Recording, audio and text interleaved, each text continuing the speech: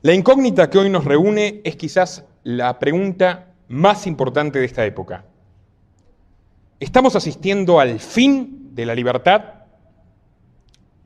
Y el hecho de que estén acá indica que por lo menos tienen una leve sospecha de que algo anda mal en este mundo. Pese a todos los esfuerzos denodados que los grupos de poder realizan día a día para disimular esto, ya empezamos a verlo por la intensidad con la que se produce. Cada día tenemos menos libertad y hay más preguntas que respuestas en el horizonte.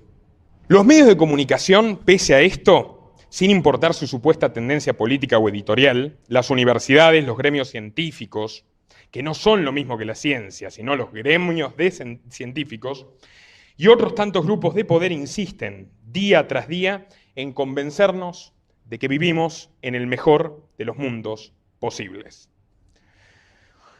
Este tipo de noticias las vemos prácticamente en cualquier medio, 1, 2, 3 veces por semana. En fin, gente que nos dice, sin demasiados argumentos ni precisiones más allá de el ad hominem, o sea, decir un argumento de autoridad como lo dice un estudio, aunque nosotros no podamos comprobarlo por nuestros propios medios, que asistimos a una época ahora en 2019 donde tenemos resueltos prácticamente todos los problemas de la humanidad.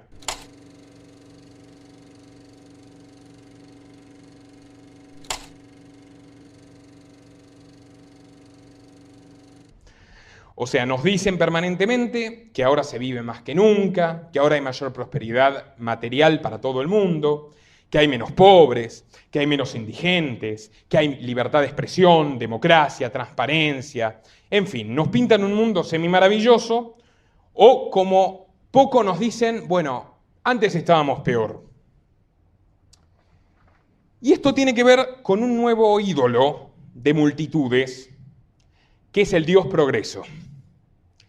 La derecha y la izquierda miden hoy lo que está bien y lo que está mal en base al progreso, al avance de la civilización, al desarrollo.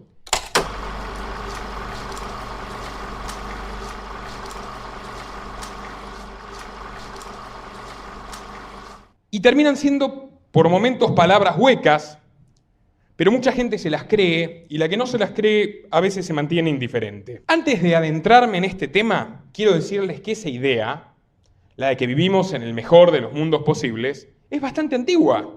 No es ninguna novedad. De hecho, el primer autor que la acuñó, Gottfried Wilhelm Leibniz, un filósofo del siglo XVII que tenía una idea muy determinista de la vida. Él sostenía que la realidad que vivía en su momento era la única posible y por ser la única posible era la mejor. A través de una idea religiosa en su caso, que era la teodosia, afirmaba, incluso contradiciendo algunos principios básicos del cristianismo, que Dios deseaba todo lo que sucedía en el mundo y por tanto había que resignarse a aceptarlo. Que todo está escrito, o sea, que no existe el libre albedrío, que nosotros no tenemos la oportunidad de decidir cómo actuar y que al fin y al cabo todo va a ir a mejor porque esa es la dirección del mundo. Bien, hay que reconocer una cosa. Leibniz, que era un racionalista extremo, como muchos hombres de esa época, se dedicó a muchísimas cosas. Hizo aportes a la geografía, a la geología, hizo aportes a la teoría jurídica, a la filosofía política, aunque, a diferencia de otras figuras importantes del Renacimiento, de otros homo universalis como Da Vinci, a mi humilde entender, no fue precisamente exitoso en el campo de la filosofía, por el cual es más conocido. Leibniz dedicó ríos de tinta a temas tan diversos como la gnosología, metafísica, matemática, el derecho, etc. Pero al fin y al cabo, su principal aporte, si se quiere, a la filosofía moral o a la filosofía política es esta idea, que vivimos en el mejor de los mundos posibles. Y la legó a la posteridad, porque varios siglos después seguimos repitiendo el mismo mantra. Y cada vez más, como si necesitáramos convencernos de ello, porque realmente creo que nadie en su sano juicio per se, sin que le digan nada, sin que lo convenzan, podría ocurrírsele semejante disparate, por variedad de razones. Primero, nosotros no tenemos la exacta comprobación de cómo se vivía hace 300 años. Nos cuentan cómo se vivía hace 300 años y por el contrario, sí sabemos todos los problemas que atravesamos día a día en este mundo, en este país y en este momento. De todas formas, esta idea, lógicamente, es muy funcional para quien tiene el poder político en la sociedad. ¿Por qué? Porque si nosotros afirmamos que no existe el libre albedrío, que todo está maravillosamente bien y que no se puede estar de otra forma, nos están disuadiendo de rebelarnos.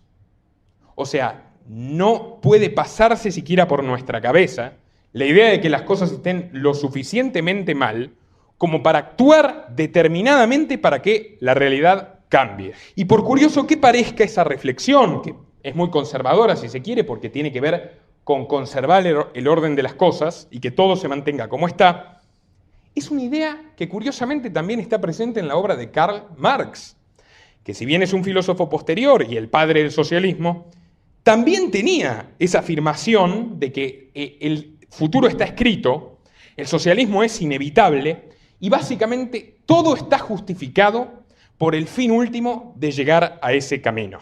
Hoy los denominados progresistas, que son no comisarios soviéticos, sino fundamentalmente multimillonarios estadounidenses y de distintos países occidentales, como todo régimen despótico, también necesitan convencernos de que no hay alternativa. Es esto o el caos, el desastre, la Edad Media, el fin de los tiempos, la guerra, la hambruna y muchas otras falacias por el estilo. ¿Qué sucede? El pasado es una alternativa al orden presente y a cualquier orden, o sea, si nosotros vivimos en una sociedad que tiene determinadas instituciones, determinados intereses que son favorecidos por esas instituciones, inequidades o injusticias de cierto tipo, pero que tienen que ver con esos intereses, si decimos, bueno, retrocedamos, o incluso si decimos, no, cambiemos esto, que es lo que más me interesaría a mí, en cualquier caso estamos proponiendo una alternativa al poder que nos gobierna realmente, y por tanto es peligroso. Esto no lo descubrí yo. Ya Voltaire, un famoso filósofo francés, que por cierto, además era un gran prosista, un gran escritor, contemporáneo a Leibniz, ridiculizó este optimismo exacerbado, funcional al poder de turno, en Cándido.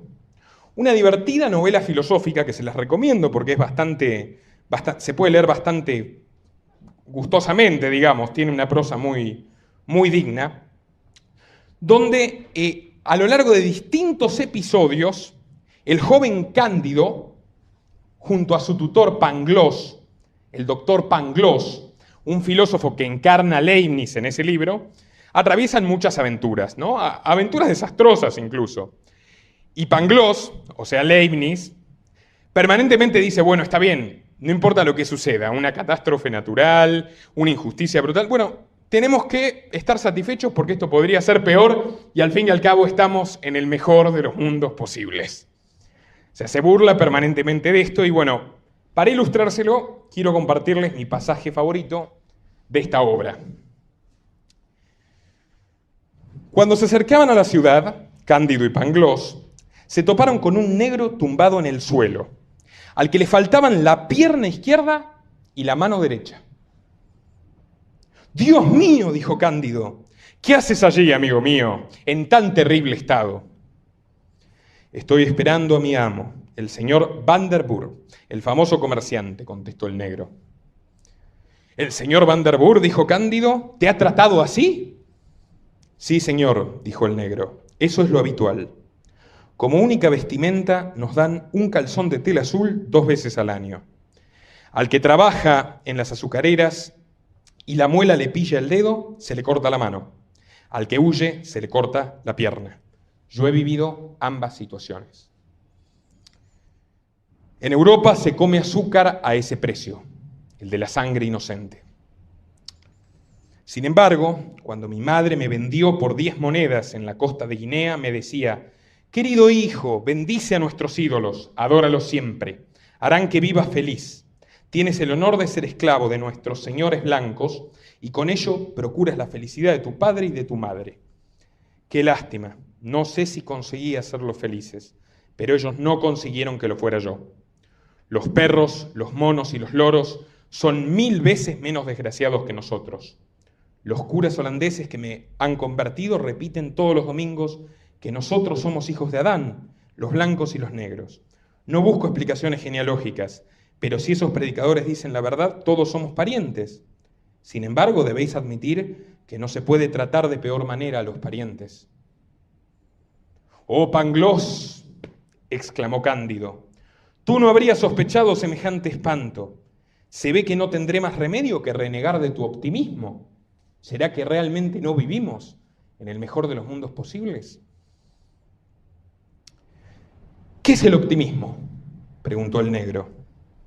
Y Cándido contestó, al fin, iluminado, «es obstinarse a defender con vehemencia que todo está bien cuando todo está mal». Voltaire, por esta obra, por sus críticas a los vicios de su época, incluyendo la esclavitud, los excesos brutales de los imperios europeos en nuestro continente y en 3/4 del planeta, la persecución religiosa y muchas otras injusticias, pasó 1 año en la Bastilla, preso. Bien, estamos hablando, repito, del siglo, en el caso de Voltaire, siglo XVII y XVIII. Hoy tenemos a Julian Assange, el creador de Wikileaks, quien al igual que Voltaire se esforzó por quitarnos la venda de los ojos y mostrarnos con datos concretos y objetivos que vivimos en la era del ardid, en la era de la mentira, que el siglo XXI no está exento de viejas prácticas genocidas y nuevas formas de esclavitud. ¿Y dónde está Assange? Preso y muriéndose de a cuotas. ¿Por qué? Por cumplir su rol como periodista. ¿Y dónde? En Inglaterra. ¿Y a dónde será extraditado? A Estados Unidos. Los supuestos países libres, de donde por cierto provienen todas las leyes de género, directa o indirectamente, y sin duda el dinero que financia a la realidad que hoy vivimos. Y sin embargo, muchos impostores se empeñan en convencernos de que son el modelo a seguir. Bueno, para despedirnos de mi amigo francés, de Voltaire, lo citaré por última ocasión. Para saber quién gobierna sobre ti, dirige tu mirada a quienes no estás autorizado a criticar.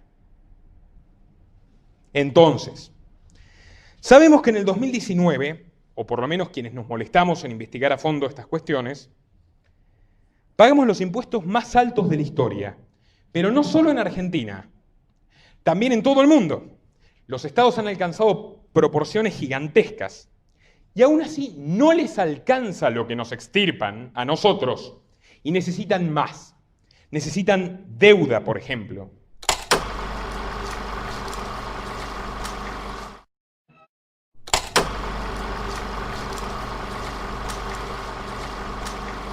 No sé si sabían que nosotros estamos atravesando, por supuesto, una situación crítica.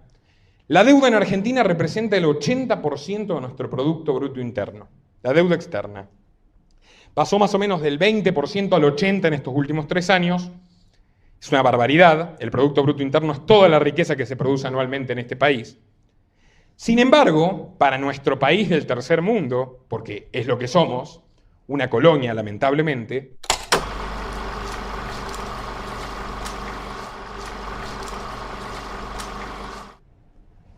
eso nos puede llevar al borde de la ruina. Sin embargo, en los Estados Unidos, la deuda total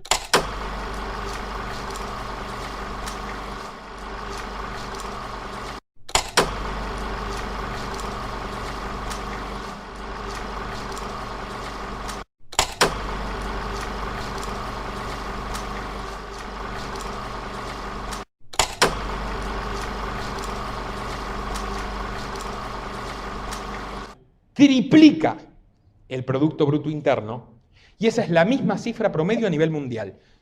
Ergo, toda la riqueza, todo lo que se produce en un año en el mundo no alcanza para cubrir el 30% de la deuda. ¿A quiénes les debemos, me pregunto? ¿Cómo puede ser esto? Estas cosas suceden, por ejemplo, porque ya no tenemos moneda, pero no solo en la Argentina. Nosotros sabemos que este billete vale muy poco, y el año que viene va a valer menos. Pero lo que la mayoría de los argentinos no saben es que este otro billete verde, que para muchos es quizás la máxima aspiración por razones nobles, que es ahorrar, que es resguardarse de que al día de mañana lo echen, que es tener un sustento en el futuro para su familia, para sus hijos, para sus seres queridos, también pierde su valor año a año.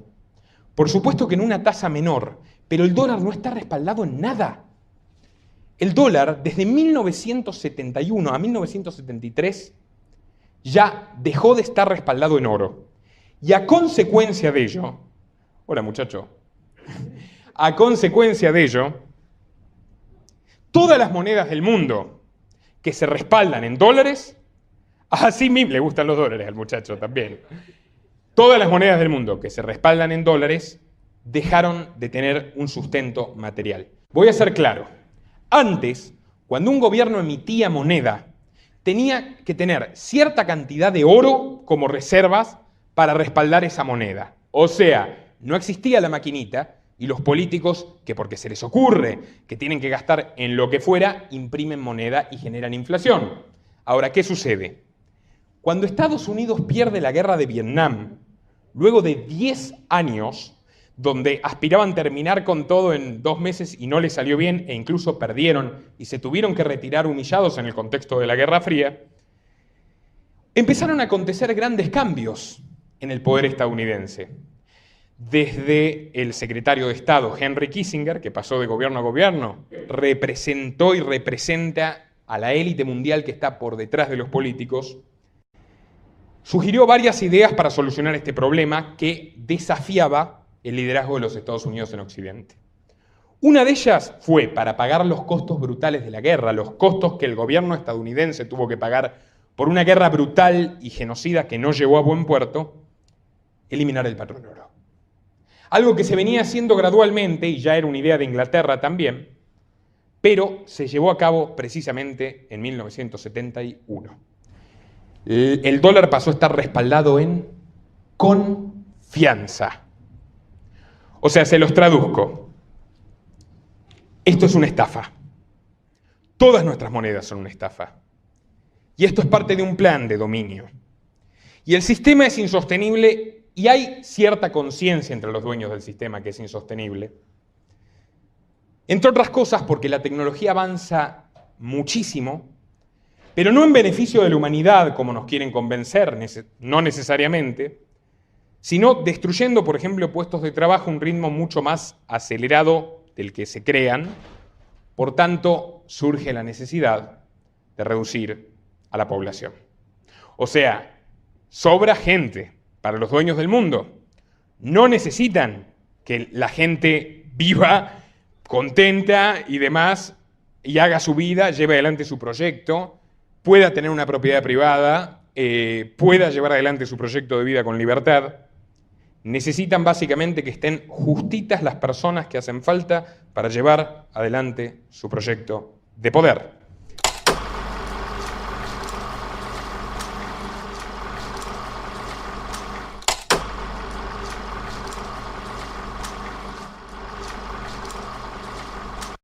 El mayor problema que tiene la economía es cómo administrarse la economía frente a la salud. ¿Y eso por qué es? Porque la búsqueda de la eternidad incita al hombre. El hombre quiere no morir, quiere vivir el mayor tiempo posible. ¿Y qué hace la medicina? Cada vez le da más recursos para seguir viviendo. ¿Y eso qué provoca? Tiene consecuencias económicas tremendas. Porque ahora, hace 30 años atrás, teníamos que mantener a una persona hasta los 70 años. Y ahora lo tenemos que mantener hasta los 85. Y trabaja menos gente. Y a su vez, mantener una persona con vida cuesta mucha plata por toda la aparatología, la medicación. Yo lo que quiero es una política más racional. Que sería eso, que no haya el enojo, no se llegue al enojo para que no se produzca la creación de los puestos. Eso que dije antes, buscar una política más racional y menos emocional. Más racional y menos emocional. Como dice el Papa, nadie se salva solo. Los italianos, los médicos italianos, en una parte de Italia donde se concentra la población de mucha edad, tuvieron que decidir sacarle respiradores artificiales a las personas más grandes para dárselas a los más jóvenes, en un criterio ético de que los más jóvenes son los que tienen más posibilidad de vida y por lo tanto es más lógico privilegiarlos. Y es también, al principio de la década del 70, cuando los Estados Unidos estatizan el aborto. No solo eso, sino que, por último, como si faltara algo, en un cambio crucial que también es una antesala de lo que se vendría después, comienza la guerra contra las drogas. Una guerra donde jamás se venció el narcotráfico y, sin embargo, se sigue invirtiendo no solo cada vez más dinero, sino que se sigue regando de sangre inocente las calles en enfrentamientos entre mafias que están con el gobierno y contra el gobierno, y al final siempre termina siendo la DEA, la agencia encargada de esto en Estados Unidos, la que supervisa lo que hace la seguridad, digamos, lo que hace el Ministerio de Seguridad o la Secretaría de Seguridad o el área responsable de seguridad en el resto del planeta. Es algo increíble, pero si uno se pregunta, ¿qué tienen en común, no sé, las policías de la Unión Europea con la de México, con la de Argentina, con la de Sudán? Que todos reciben capacitaciones y mandatos de la DEA. Sin embargo, sus propios datos dicen que cada vez hay más tráfico de drogas, más muertos por la violencia del narcotráfico, etcétera, etcétera, etcétera. ¿Cuál es el propósito? Que la guerra nunca acabe.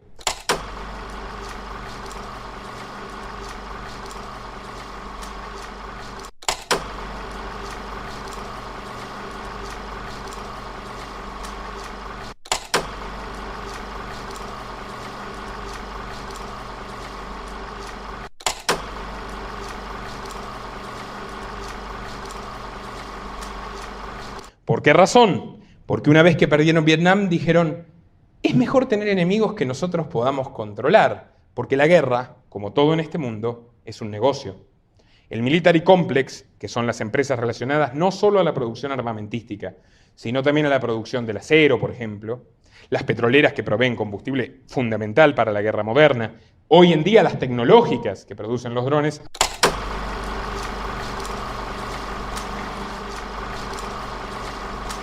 generan la mayor parte de la riqueza estadounidense. Y la supremacía estadounidense no se produce porque tengan un sistema más eficiente que el nuestro, sino porque tienen más fuerza. Y esto es una constante histórica, no es nada nuevo. Siempre hubo imperios, siempre hubo sometimiento, y sin embargo ahora decimos que vivimos en democracia y que se acabó esa época. Bien, no solo eso. También tenemos la mayor cantidad de leyes y regulaciones de la historia de la humanidad. En Argentina, en puntual, por ejemplo, en el año 1990 teníamos 36.149 leyes nacionales. Y en el año 2010, 20 años después, 69.800, redondo. O sea, virtualmente el doble. ¿Cómo se puede vivir legalmente en este país si prácticamente todo está prohibido? Nos obligan permanentemente a transgredir leyes injustas, ridículas, que no van en beneficio de la población, que no defienden los derechos de los ciudadanos, pero sin embargo nos vemos obligados a obedecerlas y somos desde pequeños adoctrinados a que la ley se debe cumplir, aun si es injusta, aun si amenaza la vida, la libertad o la propiedad de los inocentes. El ejército y la policía están desplegados en las calles para cuidarte, ¿o será para cuidarlo a él?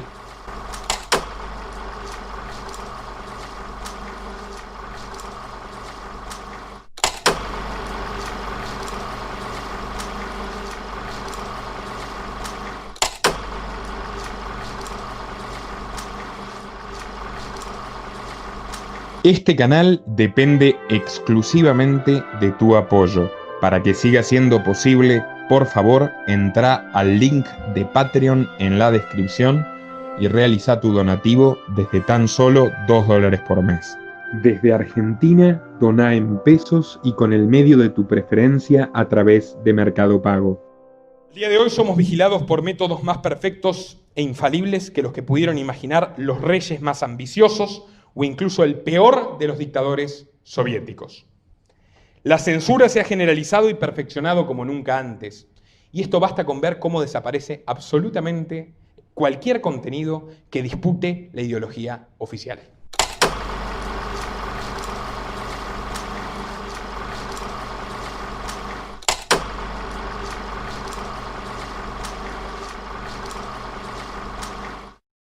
Nuestro primer canal de Libertad y Equidad, al que ya no podemos acceder en YouTube.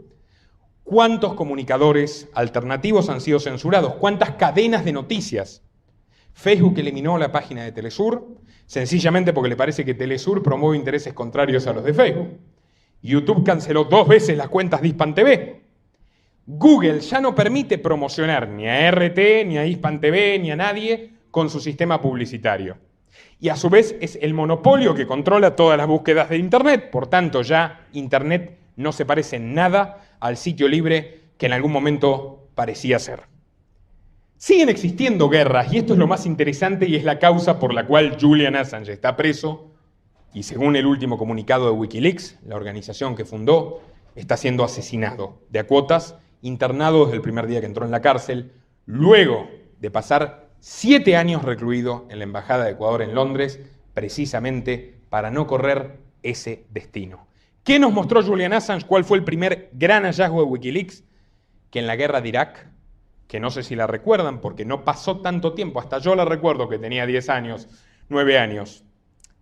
En la guerra de Irak se invadió un país porque supuestamente tenían armas de destrucción masiva que nunca se comprobaron, nunca se demostraron, en resumen, no existían. Pero no se ahorcó solamente al dictador, a Saddam Hussein. Murieron 900.000 personas inocentes. 900.000 personas inocentes. Hussein era un dictador, sin duda, un dictador que recibió apoyo y estuvo ayudado por los Estados Unidos en algún momento de su gobierno. Sin embargo, cuando Estados Unidos invade un país, no va a imponer la libertad y a reponer a los dictadores, sino a imponer sus propios intereses, en el caso de Irak, por supuesto, la búsqueda del petróleo, a costa de lo que sea. Si ustedes buscan las primeras filtraciones de Wikileaks, verán cómo se asesina selectivamente a periodistas desde helicópteros militares. Pero esto no lo dice Julian Assange. Son los videos de los helicópteros asesinando selectivamente a los periodistas. Son los comunicados de la embajada estadounidense en Irak, son los comunicados del Departamento de Estado de los Estados Unidos, diciendo, bueno, nosotros le decimos a la prensa 1.000, pero murieron 10.000. Y así es como los Estados Unidos decían 40.000 muertos y en realidad eran 1.000.000 prácticamente. Y a Irak le siguió Afganistán, y a Afganistán le siguió Libia, y a Libia le siguió Siria. Los países se arrasan, son seres humanos como nosotros.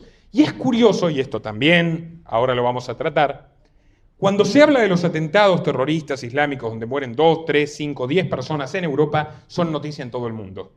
Cuando un país como Estados Unidos, en complicidad con otro como Francia, que son supuestas democracias progresistas, o Inglaterra, o la España de Aznar, o lo que fuere, invade, saquea un país y mata 1.000.000 de personas, no sale esa noticia fácilmente. Tiene que surgir una organización independiente de hackers, como es Wikileaks, para contarnos la verdad, porque los medios están ocupados en decirnos que vivimos en el mejor de los mundos posible. En términos generales, tras las supuestas democracias capitalistas y progresistas que entusiasman a los medios y por supuesto a su gran sponsor, George Soros, entre otros, se esconde una forma de totalitarismo mucho más sutil y eficiente que las que vimos en el pasado. Y no soy el primero en advertirlo. Y por eso dediqué mi conferencia anterior, Viviendo la distopía, a rescatar las profecías de visionarios como George Orwell y Aldous Huxley, que hablando mal y pronto se la vieron venir. Porque si bien son novelas, e incluso hoy curiosamente algunos colegios se las dan a los niños como si fueran novelas de ficción, son en realidad pronósticos de lo que veían que sucedería con la humanidad. Advertencias de que las cosas iban mal y a peor, y que podíamos llegar en algún momento a haber perdido el grueso de los derechos que costó siglos conquistar. Orwell y Huxley eran dos personas muy diferentes. Lo único que tenían en común era que los dos eran británicos en una época de transición donde el sanguinario imperio británico fue reemplazado por el sanguinario imperio estadounidense y del otro lado del mundo por la sanguinaria Unión Soviética. George Orwell era de un hogar obrero, su oficio era el del periodismo y en su juventud era socialista. Se sentía atraído por las ideas que hablaban de una mayor justicia social y una mejor distribución de la riqueza.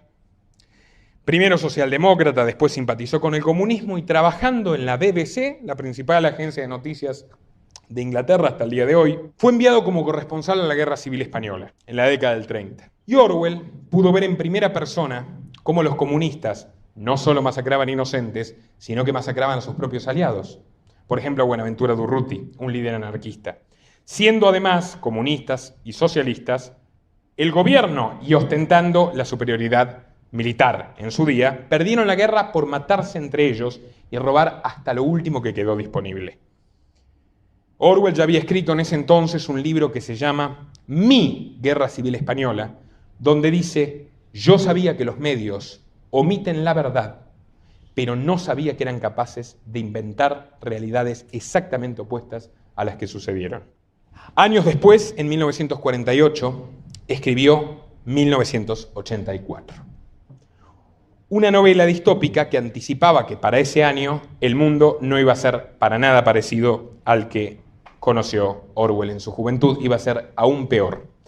Pero no escribió 1984 basándose en los nazis o en los comunistas. Lo escribió basándose en las supuestas democracias occidentales que empezaban a llevar adelante prácticas autoritarias e incluso totalitarias, pero que a través de su discurso republicano de instituciones y de derechos humanos y de libertad de expresión, que no es tal, lograban disimularlo y conseguir que la gente lo acepte a cambio de un poco más de consumo o la ilusión de bienestar o lo que fuera. En 1984 hay una sociedad completamente sometida al gobierno del SOSING, Partido Socialista, que ha conseguido la hegemonía absoluta, que tiene no solo una ideología única en el Estado, sino que además todos los ciudadanos tienen que obedecer genuflexamente a las leyes porque son perfectamente vigilados. Entre las 8 y las 8:30 de la mañana, la televisión pública argentina realizó una entrevista a Gustavo López, vicepresidente del ENACOM, que es el organismo dependiente del Poder Ejecutivo, por tanto del presidente Alberto Fernández, destinado a regular los medios de comunicación. En dicha nota, el señor López afirmó que se encuentran trabajando en una regulación para el contenido que publican los medios y portales de Internet durante la epidemia. Y no solo eso, que por cierto nos remite a la censura sistemática que se está viviendo en España, donde Pedro Sánchez, amigo y aliado de Alberto Fernández y otro de los esbirros de George Soros, ha restringido severamente la libertad de expresión y especialmente la libertad de expresión de sus críticos. Sino que también López afirmó, cito, los jueces deberían estar cerrando estos portales que generan alarma social con noticias falsas.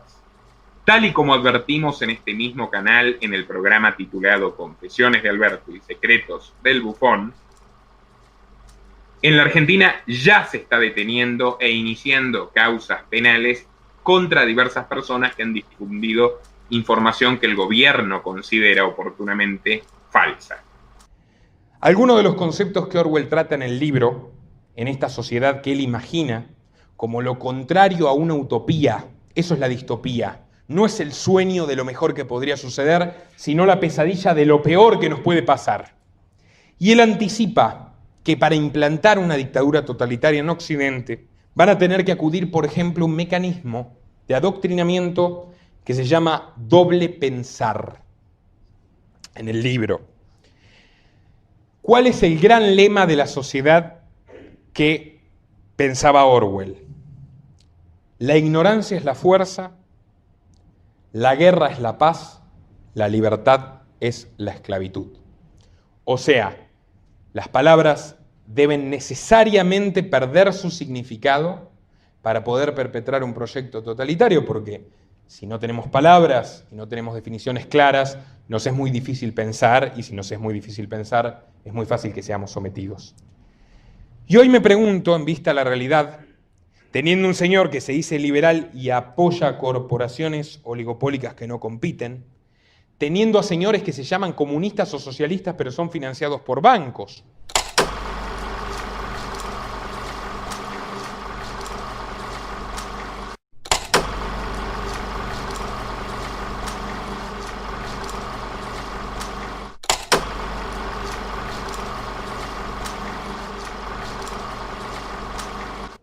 teniendo a gobiernos que se dicen de centroderecha como este y sin embargo impulsan la agenda progresista, ¿no será que estamos cerca del doble pensar?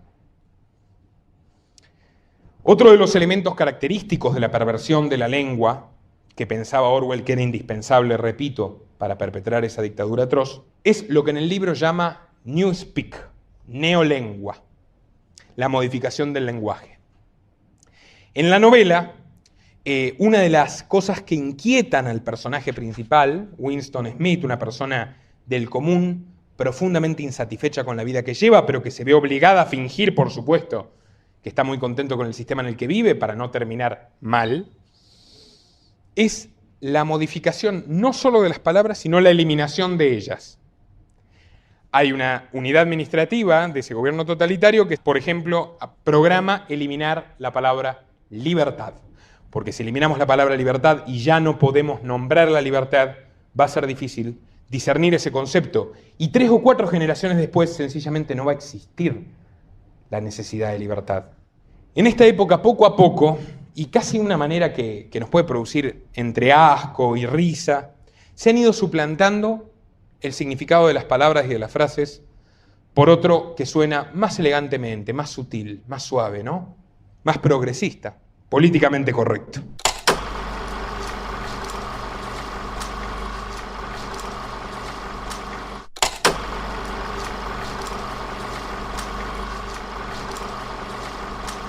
Nadie se salva solo, es como dice el Papa, nadie se salva solo.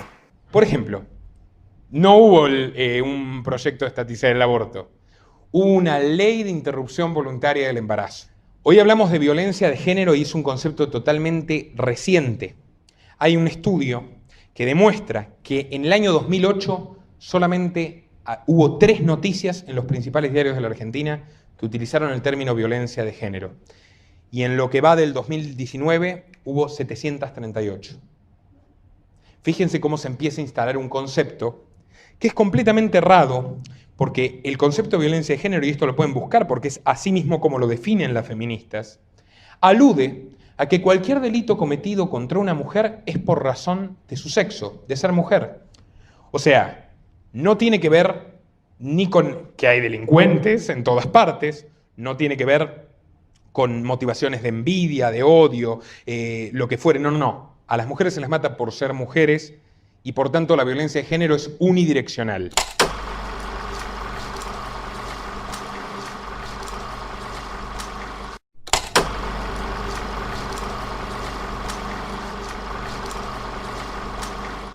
Si una mujer mata a un hombre, no es violencia de género. Por otro lado, si nos ponemos exquisitos, la palabra género utilizada para definir la identidad sexual de las personas también es sumamente reciente. Hasta hace no muchos años, solo había una palabra para definir eso y era sexo.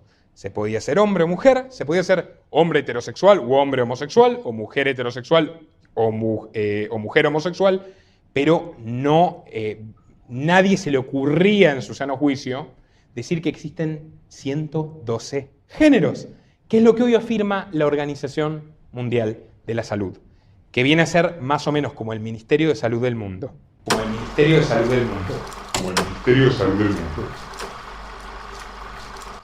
Es la división de la ONU encargada de regular absolutamente todo lo que tiene que ver con la medicina y con la ciencia médica en el planeta. Y ese mismo organismo que en 1990 decía que los homosexuales eran enfermos, cosa con la que no estoy de acuerdo, dice ahora que existen 112 géneros. Y no es un chiste, búsquenlo, lo van a encontrar en la página de la Organización Mundial de la Salud. 112. Es increíble, pero bueno. Otro elemento característico de la obra de Orwell, y que para mí es crucial en estos días, y veo que muchos aquí, incluido yo, somos víctimas o cómplices de ello, eran las telepantallas. En el año 1948 fue escrito este libro.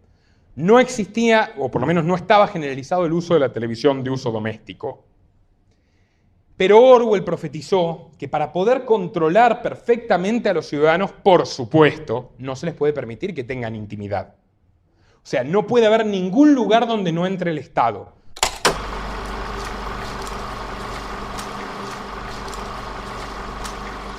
El derecho se basaba, por lo menos en Occidente, en que todo aquello que no estaba prohibido por la ley era libertad de los hombres y el Estado no tenía motivo por el cual meterse. Ahora, a partir de que uno es y puede ser portador del virus que enferme a otro, el cuerpo del otro pasa a ser un cuerpo social. Es decir, hay una pérdida de los límites de la persona y una aceptación a partir del coronavirus de reducción en determinados temas como la intimidad, las libertades. En tu casa tiene que estar el Estado, encima tuyo tiene que estar permanentemente. Entonces Orwell dijo, van a crear unas pantallas, las van a poner en la casa de cada gente y desde esa pantalla las va a vigilar el gobierno. Y van a recibir a su vez la propaganda que el gobierno les quiere lanzar. Yo creo que no está muy descaminado. Les voy a contar una cosa. Samsung, la empresa, alerta, dado que recibió múltiples acusaciones, en un comunicado oficial que la gente no tiene que tener conversaciones privadas enfrente de sus televisores porque serán grabados permanentemente. Y ellos aducen que los televisores graban a las personas para precisamente, digamos, diagramar o familiarizar el sistema con las búsquedas por voz, etc. Pero la realidad es que incluso, y lo dice el comunicado de Samsung, no me lo estoy inventando, pueden buscar la noticia, incluso en los medios hegemónicos la publicaron por lo extravagante que parece, y es así, incluso apagados los televisores inteligentes espían a los usuarios. Búsquenlo. Y esto es lo más interesante porque volvemos al punto de que lo que sucede en la Argentina está pasando en todo el mundo y ya nada está inconexo. Nosotros somos espiados permanentemente por otro gobierno que es, repito, y esto no es una obsesión, es la realidad, el de los Estados Unidos. ¿Cuál fue la otra gran investigación de Julian Assange, el creador de Wikileaks? O mejor dicho, la filtración que obtuvo, el proyecto Prisma. ¿Qué es el proyecto Prisma? Es un plan de espionaje masivo llevado adelante por la National Security Agency, que es como la CIA, pero que se encarga fundamentalmente de vigilar las comunicaciones, no solo de los ciudadanos estadounidenses, sino de los usuarios de Internet en todo el mundo. ¿Y qué nos demostró Wikileaks? Bueno, Wikileaks junto con Edward Snowden, que era precisamente una de las personas, uno de los programadores que trabajando para la CIA y la NSA se dedicó a diseñar este proyecto, que absolutamente toda la información que dejamos en Google, que es a su vez dueña de Android, por tanto, toda la información de nuestros teléfonos celulares, que es a su vez el dueño de YouTube, por tanto, toda la información de los videos que vemos y buscamos en YouTube, y en Facebook, que es a su vez un monopolio que tiene las acciones mayoritarias de Instagram y actualmente la propiedad de WhatsApp, y en Yahoo, y en Apple, y en Microsoft, que es Windows y es Skype. O sea, todo lo que hacemos en Internet, vos, Gonzalo, todos ustedes, cada uno de ustedes, queda registrado a perpetuidad en los servidores de la NSA, automáticamente. Y eso es un hecho, y eso es así, y lo tuvieron que admitir las empresas, y lo tuvo que admitir el gobierno de Estados Unidos, y obviamente la factura para Julian Assange no iba a ser barata.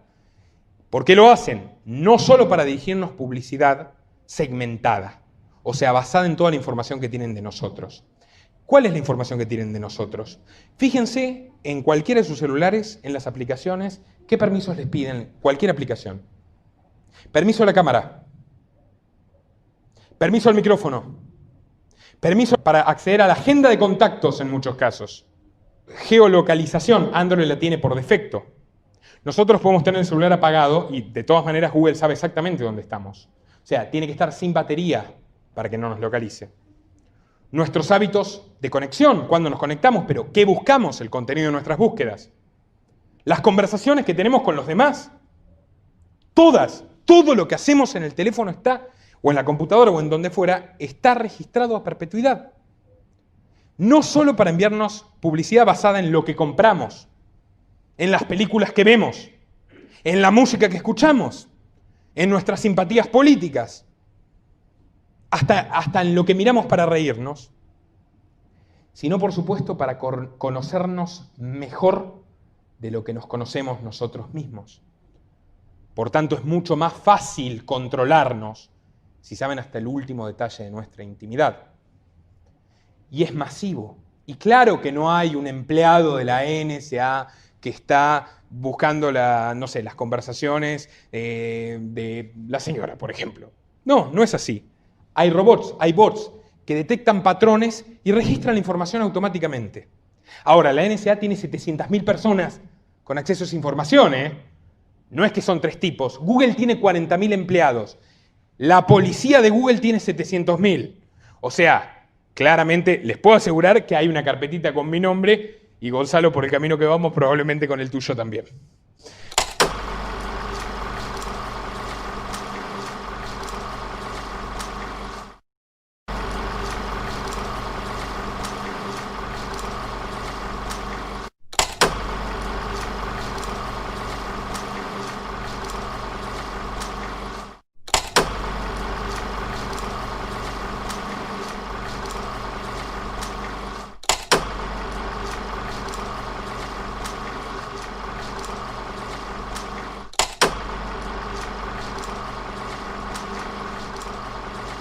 Otro elemento de la obra de Orwell, que tiene mucha vigencia, es la manipulación histórica. En el libro de Orwell era tal la obsesión de los poderosos por eliminar cualquier rastro de un pasado donde hubiera más libertad, que permanentemente no solo se habían prohibido y quemado todos los libros anteriores a la implantación del régimen, sino que se reescribían los mismos diarios y los mismos libros del régimen. Algo que pasó en la Rusia comunista, pero que también sigue pasando ahora. De repente resulta que los que están de un lado nunca estuvieron del otro, que personas que han cometido aberraciones, sus pasados oscuros desaparecen, y que la existencia de los que disputamos al poder es cada vez menor. Concretamente, de las muchas entrevistas, notas, artículos y tal que pueden encontrar en internet, van a ver referidos a mí, a mis investigaciones, a mi trabajo, y lo pueden hacer con cualquier otro referente antifeminista, es lo mismo, ¿eh? O sea, no es que es una cuestión particular mía, van a encontrar link caídos, ya no existe, eliminamos el video, hiera la sensibilidad, la página, bueno, ni que hablar de mis investigaciones sobre el poder israelí o sobre las, digamos, sobre las relaciones de poder de los Estados Unidos con el mundo, mías y de mucha otra gente. Una revista especializada, geopolítica.ru, la bajaron de Google. Una entrevista que me hicieron con Nancy Giampaolo, se lo recomiendo, busquen Nancy Giampaolo, una mujer muy culta, una crítica cultural muy aguda, muy aguda y muy perspicaz. Esa entrevista ya no existe. Van a entrar, van a ver que está en Google el link, pero van a entrar y no existe. Busquen Nicolás Moraz, Nancy Giampaolo, Reina Nacional. Si no hay censura deliberada, hay autocensura. O sea, el medio en cuestión dice, no, esto no puede quedar registro de que yo le di voz a esta gente. Los ataques es otra cuestión bastante curiosa. Como cualquier medio que no responda al lineamiento del Pentágono, que a su vez curiosamente es el lineamiento de la ideología de género, sufre ataques, hackeos, se caen las páginas y tal, y curiosamente los sitios feministas que no lee nadie nunca tienen problemas. Encuéntreme un sitio feminista que diga que es boicoteado, hackeado, no hay. ¿Ustedes sabían que han reescrito El Principito? La Principesa se llama ahora. El libro de Antoine de Saint-Exupéry, con el cual crecieron muchísimas personas de muchísimas generaciones, ya no puede tener a su protagonista habitual, ahora tiene que ser una principesa, ni siquiera princesa, porque princesa es patriarcal. Principesa, búsquenlo. La ópera Carmen, que es quizás la más conocida de la cultura musical, terminaba, si alguien la conoce, con el asesinato de Carmen por parte de su amante. Ahora es al revés. Ahora han tenido la maravillosa idea, y esto generó un escándalo en Italia, de que sea Carmen la que mate al amante. Pobre Saint-Exupéry, pobre Orwell, porque en cualquier momento van a poner que era feminista y su libro va a ser totalmente diferente, ya no se puede defender. Hay más cuestiones. O sea, a ver, todos sabemos, todos los que tenemos un mínimo de información sabemos que no hubo 30.000 desaparecidos. Hubo 8.000, hubo 10.000, hubo 7.000, y es una aberración. Yo no justifico el accionar del terrorismo de Estado como no justifico el accionar del terrorismo comunista, que mató también a cientos de personas inocentes en este país.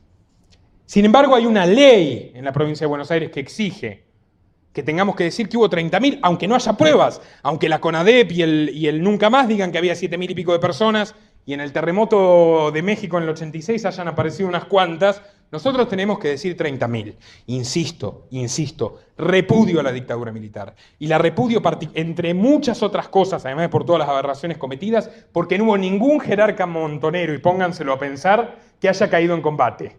Morían los perejiles, iban al río los que repartían folletos, algún que otro sargentito se quedaba con una pizzería de alguien que no le caía bien diciendo que era de montoneros, y Firmenich es catedrático en España.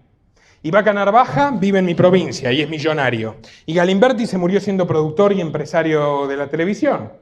Y Abal Medina, esto es muy interesante, Abal Medina, no el que fue funcionario, el tío, el montonero, es el abogado de Carlos Slim, el tercer hombre más rico del mundo, el hombre más rico de Latinoamérica. ¡Qué guerra antisubversiva! Y así podemos seguir. O sea, prácticamente no hay fenómeno histórico que importe o que sea relevante que no haya sido manipulado o tergiversado. La historia la escriben los vencedores y eso es una frase muy conocida. Bueno, otro de los elementos del libro de Orwell es la producción industrial de entretenimiento basura. En el libro de Orwell quemamos todos los libros anteriores a nuestra dictadura totalitaria, pero la gente se tiene que entretener porque ya está bien, ¿no? Tenés una telepantalla en tu casa, vivís en una dictadura totalitaria y bueno, algo tiene que haber, ¿no? Un relajo en tu vida. Y eso me hace pensar, porque el libro dice literalmente producción seriada industrial de libros de porquería, radionovela de porquería, música de porquería, algo que no cree conciencia. Como diría mi gran amigo Ricardo Iorio, una persona magnífica, nada que cree conciencia obtiene difusión en estos días.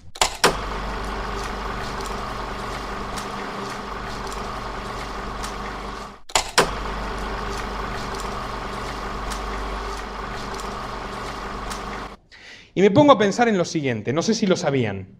Netflix y Disney, estas dos corporaciones, megacorporaciones, que tienen participaciones accionarias, se sorprenderían, pero no me sorprendería que estén paca, porque son dueños de todo, producen casi el 80% de contenido infantil, de películas para niños, de series para niños, etc. Tomen nota. Recientemente Netflix y Disney anunciaron que no van a realizar más producciones en países donde no se encuentre legalizado el aborto. Si ustedes miran Netflix, cosa que afortunadamente yo ya no hago, desde que me enteré que George Soros adquirió una participación accionaria determinante hace un par de años, y lo pueden buscar también, van a encontrar que hay un montón de series que tienen contenido LGBT, pero no hay ninguna donde el hombre heterosexual sea víctima de nada. Siempre es una mujer, siempre es un transexual, siempre es un homosexual, nunca un hombre heterosexual, por supuesto, y hasta en series, me acuerdo de una particularmente que vi, de la que puedo dar fe, que se llama Merlí, que me pareció, vamos a ver, un profesor de filosofía, no sé qué, empezaba con un muchacho gay, que está bien, había un muchacho gay entre todos los del curso y terminaba con 4. Pero literal, y apareció una profesora transgénero, y es magnífico. Y el chico aplicado que amaba a la novia terminaba convirtiéndose en el malo porque era celoso, posesivo, etc. Y a nosotros nos puede parecer, fundamentalmente a los que no solemos dedicarnos a ver series de Netflix, bueno, esto es una estupidez, ¿hay quien se lo cree? Bueno, si desde los 5 años hasta los 20 años estás consumiendo esto, probablemente te lo creas. Digo más, ahora hay señoras que miran telenovelas que tratan de estos temas. Señoras que antes le parecían aberrantes y ahora le parece mágicamente que lo normal es la transexualidad. Que insisto, y luego lo voy a explicar, no es una enfermedad, es una conducta de alguien que decidió eso. ¿Cuál es el punto? Nos la meten hasta en la sopa y están creando una figura institucional en la cual cualquiera que no sea heterosexual tiene privilegios legales y están creando un circuito de propaganda en el cual el hombre heterosexual o el varón heterosexual es malo per se y todo lo demás es un colectivo de víctimas. Y esto está en la IBE, esto está en todas partes. En el libro de Orwell, además de todo esto, para que funcione cualquier mecanismo totalitario, y esto no es una novela, esto es la realidad, y lo pueden ver, cómo fue la implantación del comunismo en muchas partes, cómo se manejaban las monarquías absolutas, las dictaduras militares, etc., era indispensable que existan buchones, alcahuetería. No me está hablando bien. Pero si vos no sos de Pinamar, tomátela, la concha de tu madre. Mostrá los documentos, entonces. Mostrá los documentos si sos de Pinamar. La puta que te parió. ¿Vos qué te crees que somos nosotros? Pues mostrá el documento, Claro, mostrar el documento y ya está. ¿Tan difícil es?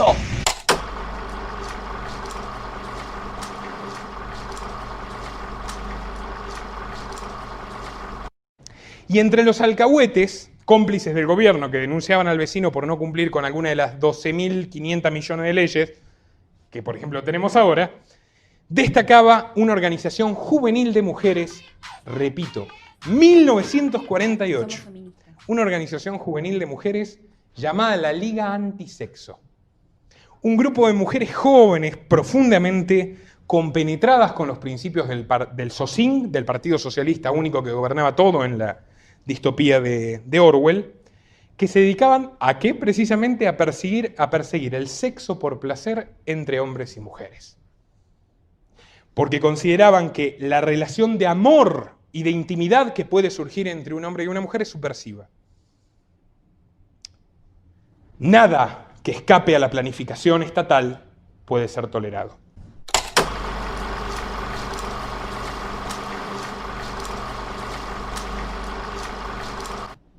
Además, en el libro de Orwell se trataba el fenómeno de las guerras cambiantes. ¿Qué es esto? Y ya yo les recomiendo que lo lean, por más que les dice tremendo spoiler, pero siempre es bueno leerlo del autor.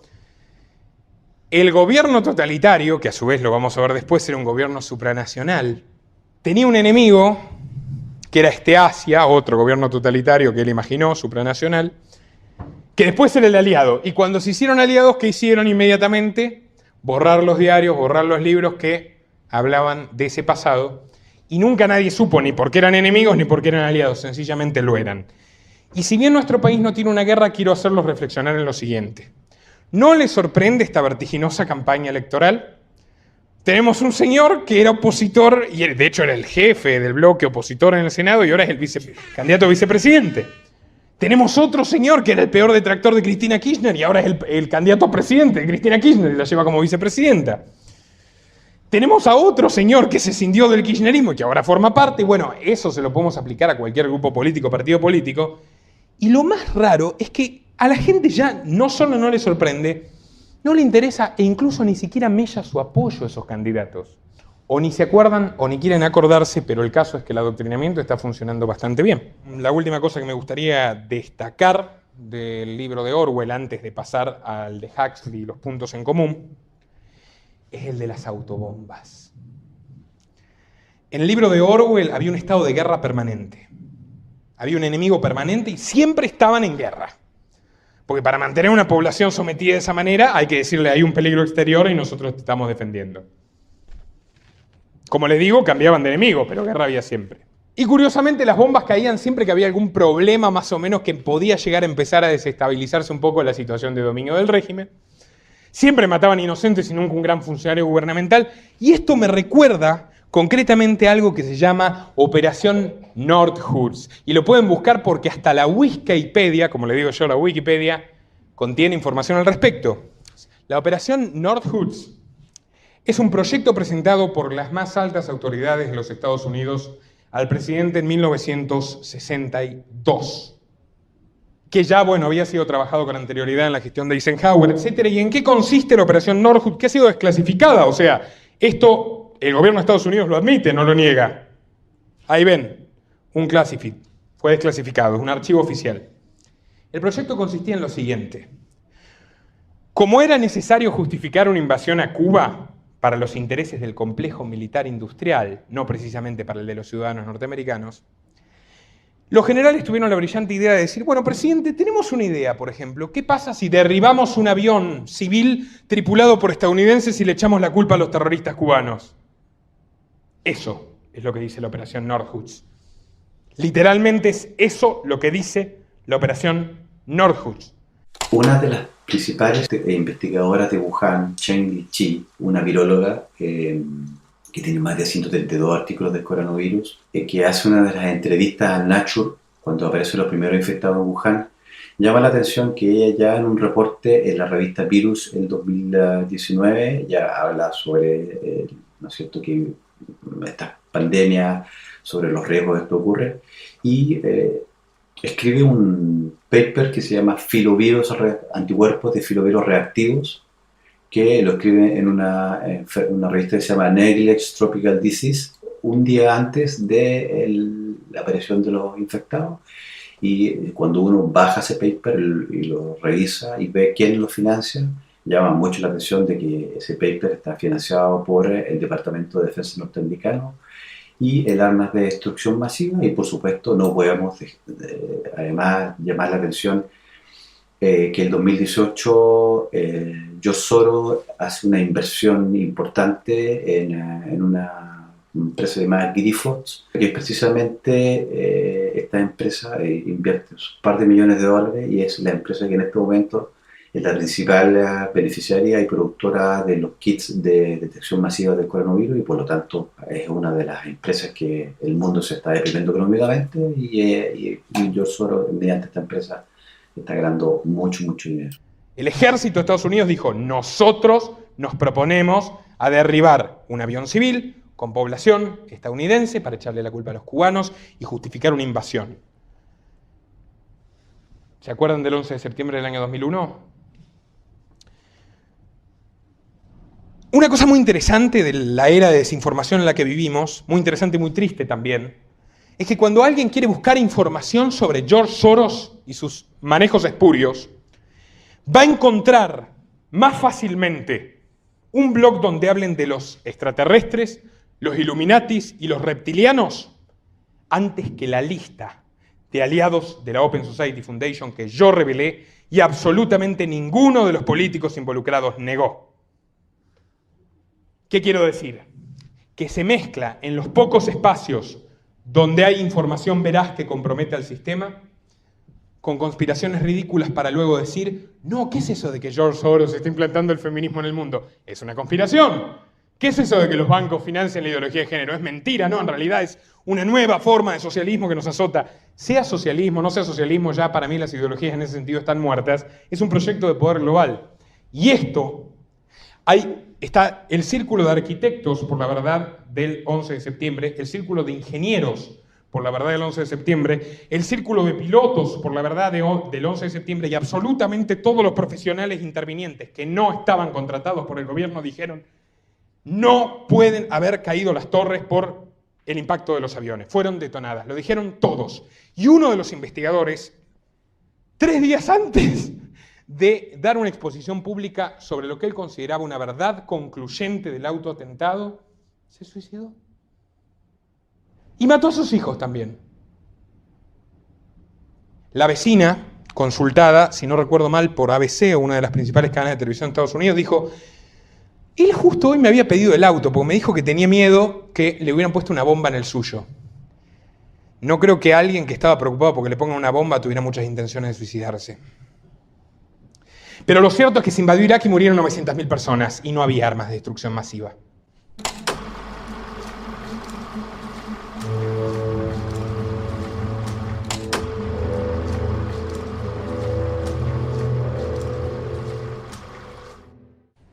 Y hay otra verdad detrás de esto, del famoso terrorismo islámico, y eso me molesta particularmente que algunas personas, que quién sabe incluso con buenas intenciones dan la lucha contra la ideología de género, defiendan a rajatabla los intereses del país que inventó la ideología de género y que nos la está metiendo hasta en la sopa y que la paga. Y ahora continuaré al respecto.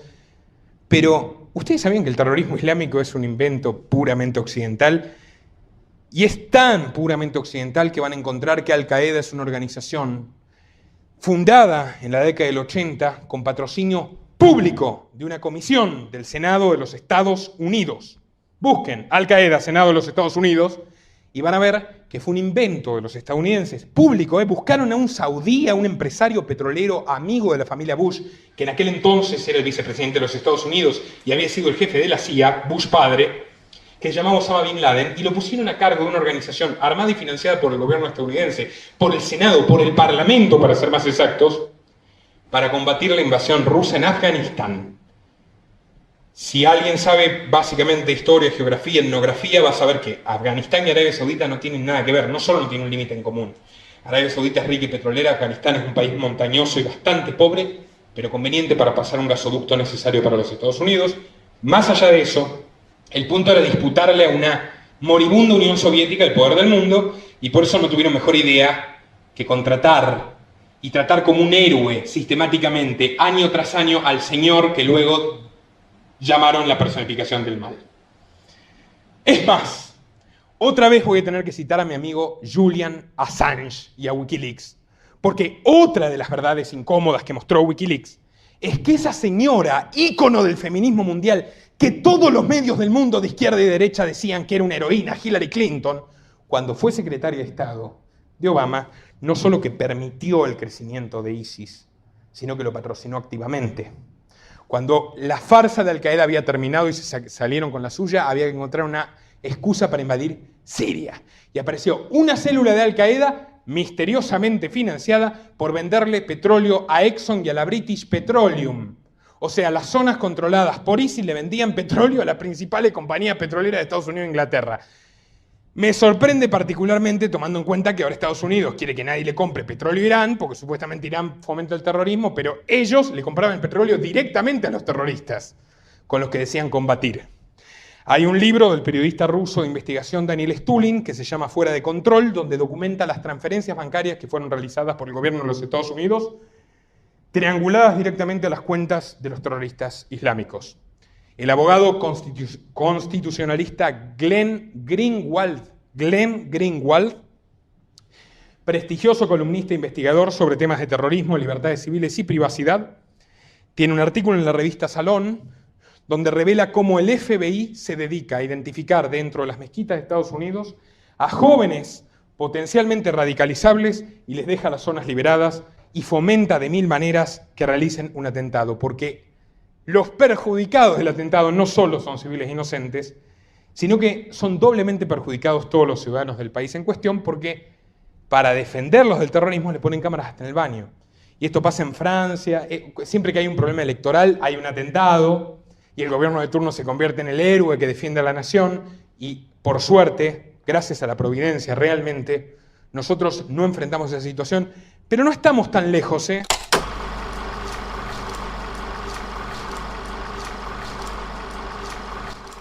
El peronismo, vamos a suponer de que hay un regreso mundial y en la Argentina también al progresismo. O sea, el coronavirus produce un crecimiento de la valoración de la intervención del Estado sobre el mercado.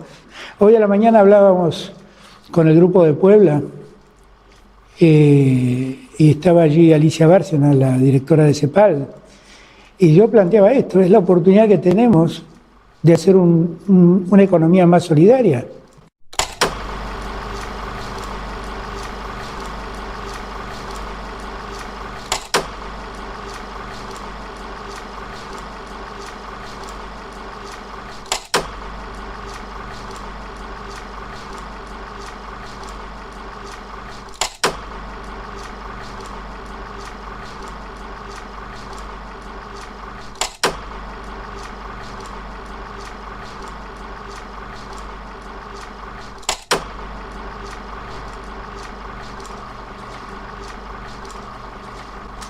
Para el 28 de noviembre, Alberto se encontró con otro personaje muy interesante.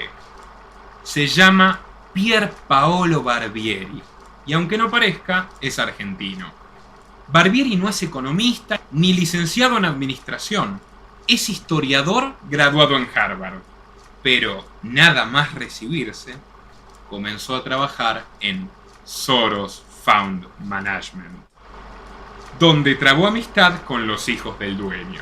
Muerto el comunismo, el capitalismo no tiene discusión. Lo que estamos discutiendo es cómo debe ser el capitalismo. Exacto. Eso es lo que estamos discutiendo. Y esa es la discusión del presente. Yo no espero hacer todo esto y que crezca la economía, no. Yo sé que estoy haciendo todo esto, estoy estancando la economía. Yo lo tengo claro. Yo sé que estoy haciendo todo esto, estoy estancando la economía. Yo lo tengo claro. Nosotros tenemos que construir un país más igualitario, definitivamente, con otras lógicas, definitivamente. Y yo creo que es la oportunidad que tenemos, porque vamos a partir de un lugar tan bajo, todos vamos a haber quedado igualados muy abajo, y entonces creo que es la oportunidad que tenemos de construir un país distinto.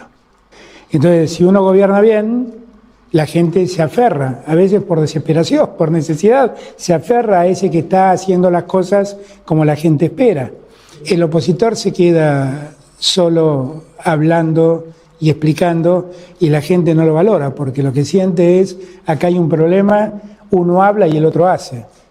Orwell sostenía que para que este sistema totalitario pudiera subsistir, tenía que haber una mínima ilusión, aunque sea secreta, de que había una oposición, de que se podía luchar contra este régimen tiránico.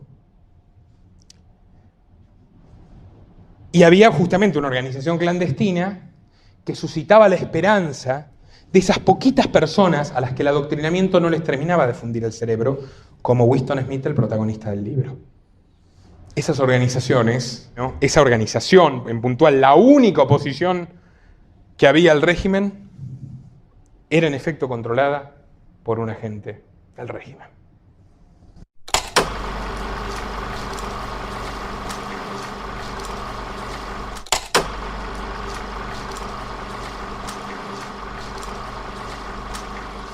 El Washington Post insiste también en esta campaña, digamos, de centrar la responsabilidad en China, y no nos olvidemos que es un medio que compra Jeff Bezos, el dueño de Amazon, socio de George Soros y de Bill Gates en la coalición por la energía innovadora, específicamente para oponerse a Trump. Por lo tanto, es un medio opositor al gobierno de Trump que está sosteniendo esta tesis. Uno podría decir, bueno, están coincidiendo porque es verdad, y no es tan así. Por ejemplo, muchos están tomando a Trump como un paladín, digamos, de resistencia a la OMS porque retiró fondos. Y la realidad es que Trump retiró los fondos, pero inmediatamente el senador republicano Lindsey Graham, que si bien al principio tuvo una postura un poco reticente a Trump, hoy es uno de sus principales aliados en el Congreso, dijo que la única forma en la que los republicanos volverían a apoyar la OMS es si la preside directamente Bill Gates. O sea, más allá de los cruces de opiniones públicos, digamos, del circo mediático entre Gates y Trump, la decisión de Trump de quitar los fondos parecería un espaldarazo a una candidatura del propio Gates, que recientemente ha renunciado al directorio de Microsoft después de 45 años, para ocupar la presidencia de la Organización Mundial de la Salud, de la cual, por cierto, es ya Bill Gates el principal donante privado, tal y como ha informado el exdirector del Programa Mundial de Medicamentos de la OMS, Germán Velázquez. Y quienes iban a tocar la puerta de los supuestos revolucionarios terminaban torturados y asesinados. Huxley. Aldous Huxley, nada que ver con Orwell. Aldous Huxley lo único que tenía en común era que era inglés. Aldous Huxley era de familia rica, pero rica, rica, de aristócratas de muchas generaciones. Es más, su abuelo Thomas Huxley, que era Sir, fue un legislador muy importante en la Inglaterra victoriana, y su hermano mayor era un demente, ahora lo vamos a tratar a continuación, que es el creador del término transhumanismo. Entonces Huxley, que era el bueno de la familia, o sea, la oveja negra, creció rodeado de un montón de locos, precisamente que tenían el proyecto de dominar a la humanidad a través de la tecnología y de la ciencia, e incluso modificar biológicamente a las personas.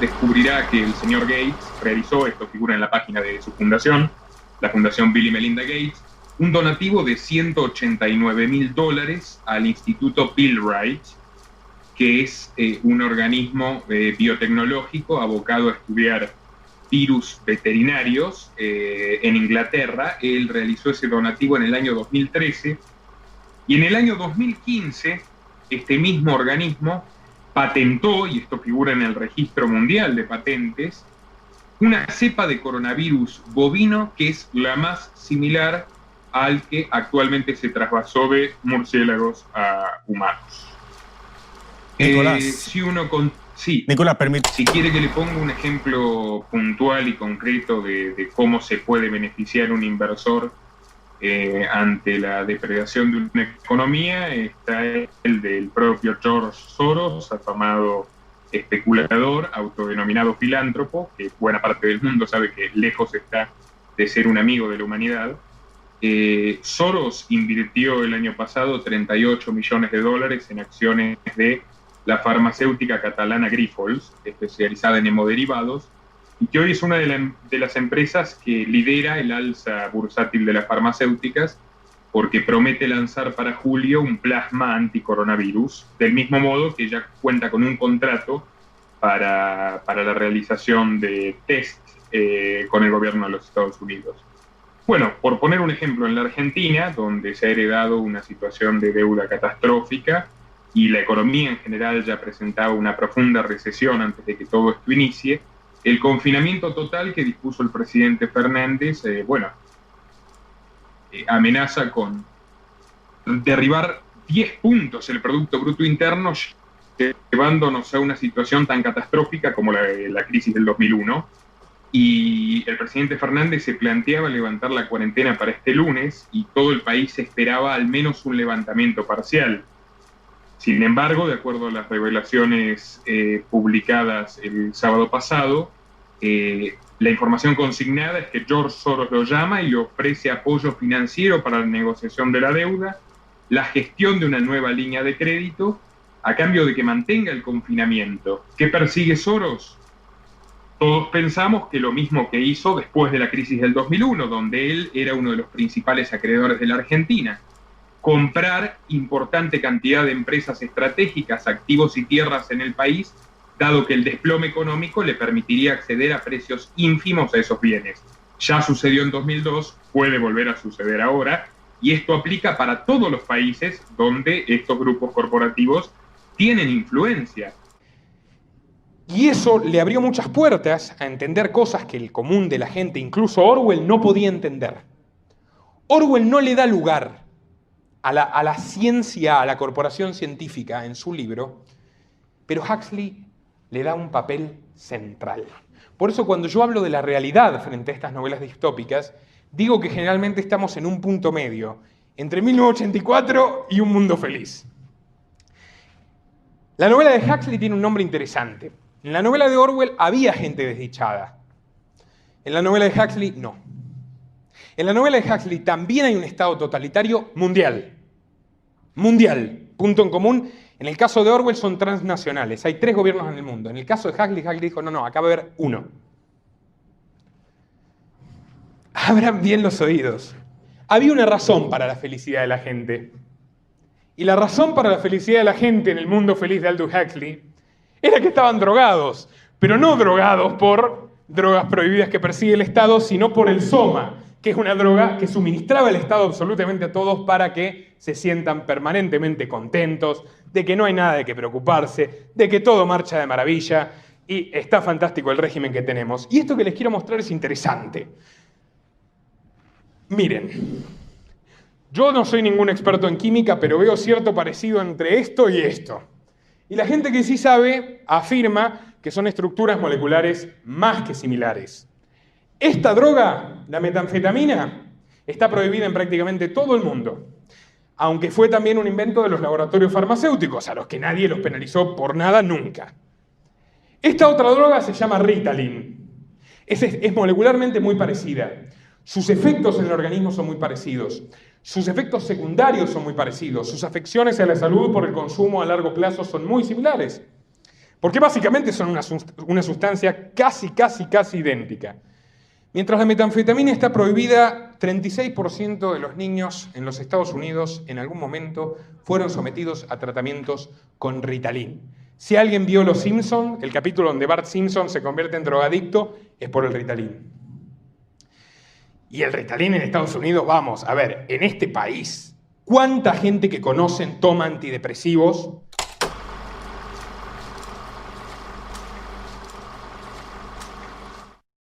¿Cuánta gente que conocen se ha convertido, ha desarrollado una dependencia por distintas pastillas de curso legal que prescriben los psiquiatras y les terminan reventando el hígado y también reventando la vida como las drogas que son ilegales?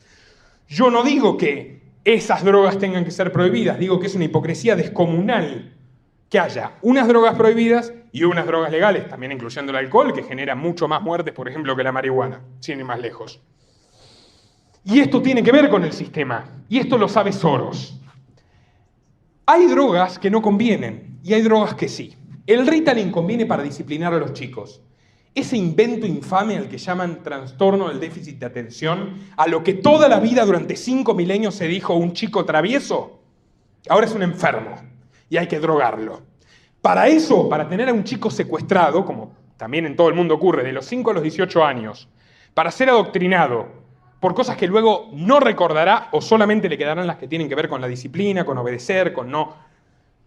Los drogamos. Eso es aceptable. Si los viejos están deprimidos porque tienen el recuerdo de un mundo mejor, los drogamos. Soma. Soma es la droga de la felicidad que predijo Huxley. Y la suministra el gobierno. Hay otras drogas que quiere suministrar el gobierno y que tienen un interés económico muy importante, como el misoprostol.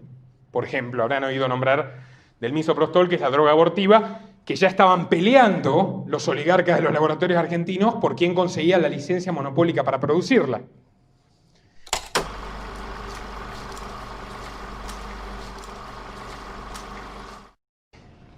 Y luego vamos a hablar porque esa misma droga, que es la que pretendían legalizar en el mismo proyecto de la IBE, es la que prácticamente mata a la chica embarazada a la que le salvó la vida a Rodríguez Lastra. Esa es la droga legal, la droga correcta, la droga que el Estado aprueba. Las que están prohibidas, no. Las que están prohibidas hacen mal, las que el Estado suministra están bien. Y es el Estado y son las corporaciones, porque lo que se llama hoy empresa privada es la constructora de Gonzalo, empresa privada es, no sé, el kiosco de cualquiera de ustedes, empresa privada es el tipo que labura, que compite, que se la banca, que tiene que soportar que lo liquiden con impuestos, que produce algo. Las corporaciones farmacéuticas viven de contratos monopólicos.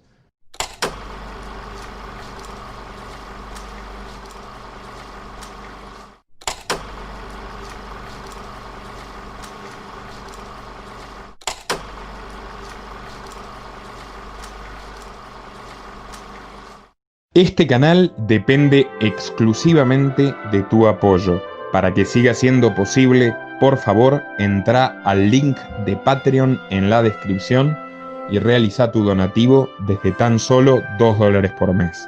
Desde Argentina, dona en pesos y con el medio de tu preferencia a través de Mercado Pago. Las corporaciones farmacéuticas viven de que en Argentina haya 5 veces más vacunas obligatorias que en Estados Unidos. Las corporaciones farmacéuticas viven a la larga de matar gente, y esto es muy interesante, porque lo que yo digo, se habrán dado cuenta, intento por lo menos que tenga fundamentos. A finales del año pasado, la universidad más prestigiosa del mundo, Harvard, tuvo que admitir que 31 estudios científicos publicados en revistas científicas, validados como verdad científica, de un médico llamado Piero Anversa, un cardiólogo, permítanme porque no tengo tan buena memoria, del hospital Brigham Women, perteneciente a Harvard, eran falsos. ¿Y a qué aspiraban estos estudios? A fundamentar que la experimentación con células madre podía regenerar el tejido del corazón. Lo cual, por supuesto, era un fantástico negocio para los laboratorios que trabajan con la investigación y la manipulación de células madre, pero resultó que no era así, que las personas que fueron sometidos a muchos de esos estudios les fue muy mal, y que con $10 millones que le entregó el hospital Brigham Women a el gobierno federal de los Estados Unidos, la cosa no pasó a mayores. Lo echamos a este doctorcito, pero no se pongan a investigar el resto de nuestros estudios.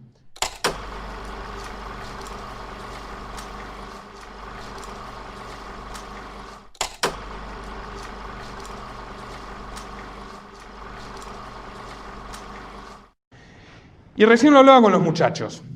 Hoy tenemos un relato que dice que la gente vive 80, 90, prácticamente 100 años, dentro de poco van a decir 120. La realidad no es así. O sea, a mí mi viejo se me murió a los 60.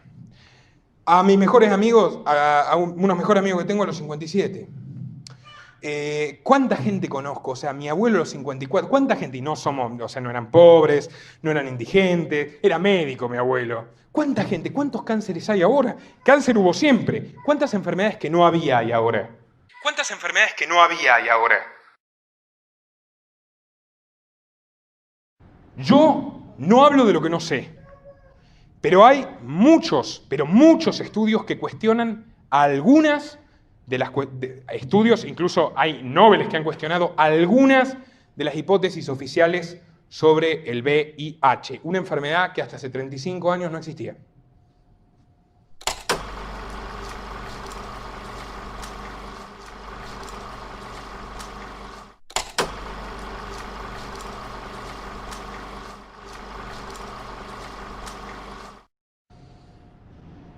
Y esa gente es llamada negacionista. Incluso el Nobel que la cuestionó, búsquenlo porque no recuerdo si era el Nobel de Química, grupo de PERT, es el grupo de científicos, es llamada negacionista, ha sido censurada, expulsada de la academia, sus estudios no se publican. Hay un investigador danés muy prestigioso que se llama Peter Goetze, danés, Goetze, con Z, Goetze.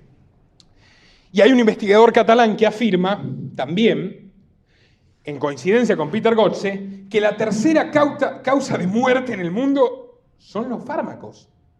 O sea, los que vienen a decirnos, los que pagan los estudios universitarios, los que pagan los estudios de investigación que afirman que la gente vive ahora más que nunca, son la tercera causa de muerte del mundo. Después del infarto y del cáncer, los fármacos.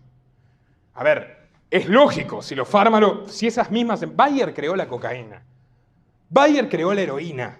La morfina es básicamente lo mismo que la heroína. La metadona, que es para desenganchar supuestamente a los adictos de la heroína, es más adictiva que la heroína. Y es legal. O sea, los mismos grupos que crean las drogas supuestamente asesinas, insisto, son los que nos dan las que nos van a salvar. Ojo, no estoy diciendo que no hay que tomar medicamentos, que los antibióticos están mal, que la rabia no existe. Yo no estoy planteando eso. Yo, repito, de lo que no tengo conocimiento no hablo. Sí tengo conocimiento de que a los investigadores que dicen esto los echan de todas partes. Y sí tengo conocimiento de que todos los estudios que afirman de que hay más esperanza de vida ahora son financiados o por gobiernos o por corporaciones farmacéuticas que tienen intereses en instalar esa verdad. Punto.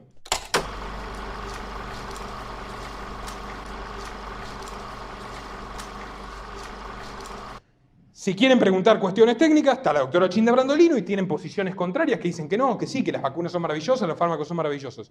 Yo no hablo de lo que no sé. Lo que sé es que a esta gente la marginan y que a los tipos que publican los estudios falsos ni siquiera los meten presos. Cuando incluso se comprueba que son falsos y muere gente por ello. Y a los que drogan a los niños, y acá en Argentina pasa, acá en Argentina hay un montón de chicos a los que les prescriben risperidona, cualquier droga destructiva, adictiva, que genera problemas metabólicos, que puede inducir a la diabetes, que deteriora, como todos los antipsicóticos, la materia gris, son legales y se las dan a los chicos. Y esa gente no tiene consecuencias. Y eso tiene que ver con que endiosamos a la ciencia.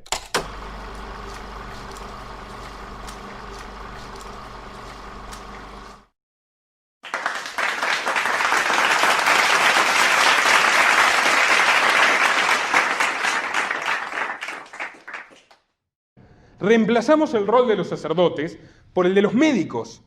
Y hay médicos buenos y hay médicos malos. Y hay maestros honestos y hay maestros malos. Pero el sistema está mal e invita a que la mayoría actúe mal. Por tanto, yo insisto en que no hay que endiosar porque vamos a terminar como con Huxley. ¿Qué decía Huxley? Era una dictadura científica la sociedad que previó Huxley. Huxley decía, esto les va a gustar, yo sé que les va a gustar, que en esa sociedad totalitaria los chicos no iban a tener padres. Todas las personas iban a nacer de probeta. Y la virtud de Huxley, que en eso lo hace un poco más iluminado aún que Orwell, es que lo escribió en 1930. En 1930 Huxley previó que para una sociedad totalitaria, por ejemplo, no solo se iba a querer destruir el vínculo biológico de las familias, sino que iba a haber un adoctrinamiento compulsivo desde la infancia para que los chicos aborrezcan la sola idea de un parto natural, o de una mujer pariendo, o de un padre cuidando a sus hijos. Y el mínimo grupo que se resistió a ese modelo es encerrado en una reserva, prácticamente como un zoológico, de salvajes a la que los civilizados ciudadanos del mundo feliz podían ir a visitar para entretenerse y horrorizarse por esa gente que tenía padres, que tenía hermanos, que tenía vínculos genuinos no regulados por el poder.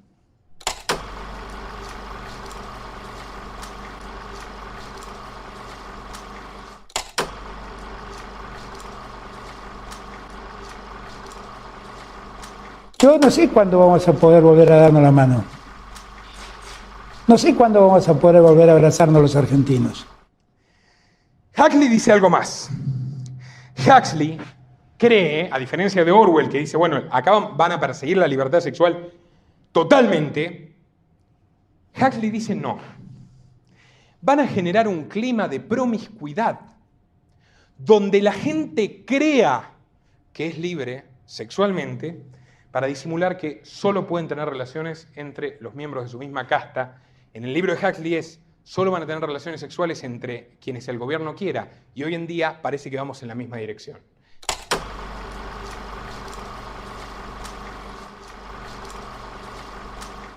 La relación heterosexual está penalizada per se prácticamente. La famosa ESI fomenta una imagen del varón heterosexual como un delincuente en potencia. A los niños. Muchos de ustedes lo saben, pero es lo que está en los programas. Y eso es claramente una forma de decidir, de que el Estado se meta hasta en el aspecto más íntimo de la vida de las personas. Así que Huxley no andaba tan equivocado. Yo, como les digo, creo que hay una combinación entre estos dos mundos, el de Huxley y el de Orwell, hablando de células madre, de niños pro beta, y de que la ciencia manipule a la naturaleza humana. En nuestro mundo hoy, gracias a la experimentación genética, países vanguardia del estatismo feminista totalitario como Islandia abortan absolutamente a todos los niños que no nacieron con síndrome de Down. Así que los nazis eran unos tiranos, pero las feministas son un movimiento de libertad. Doble pensar.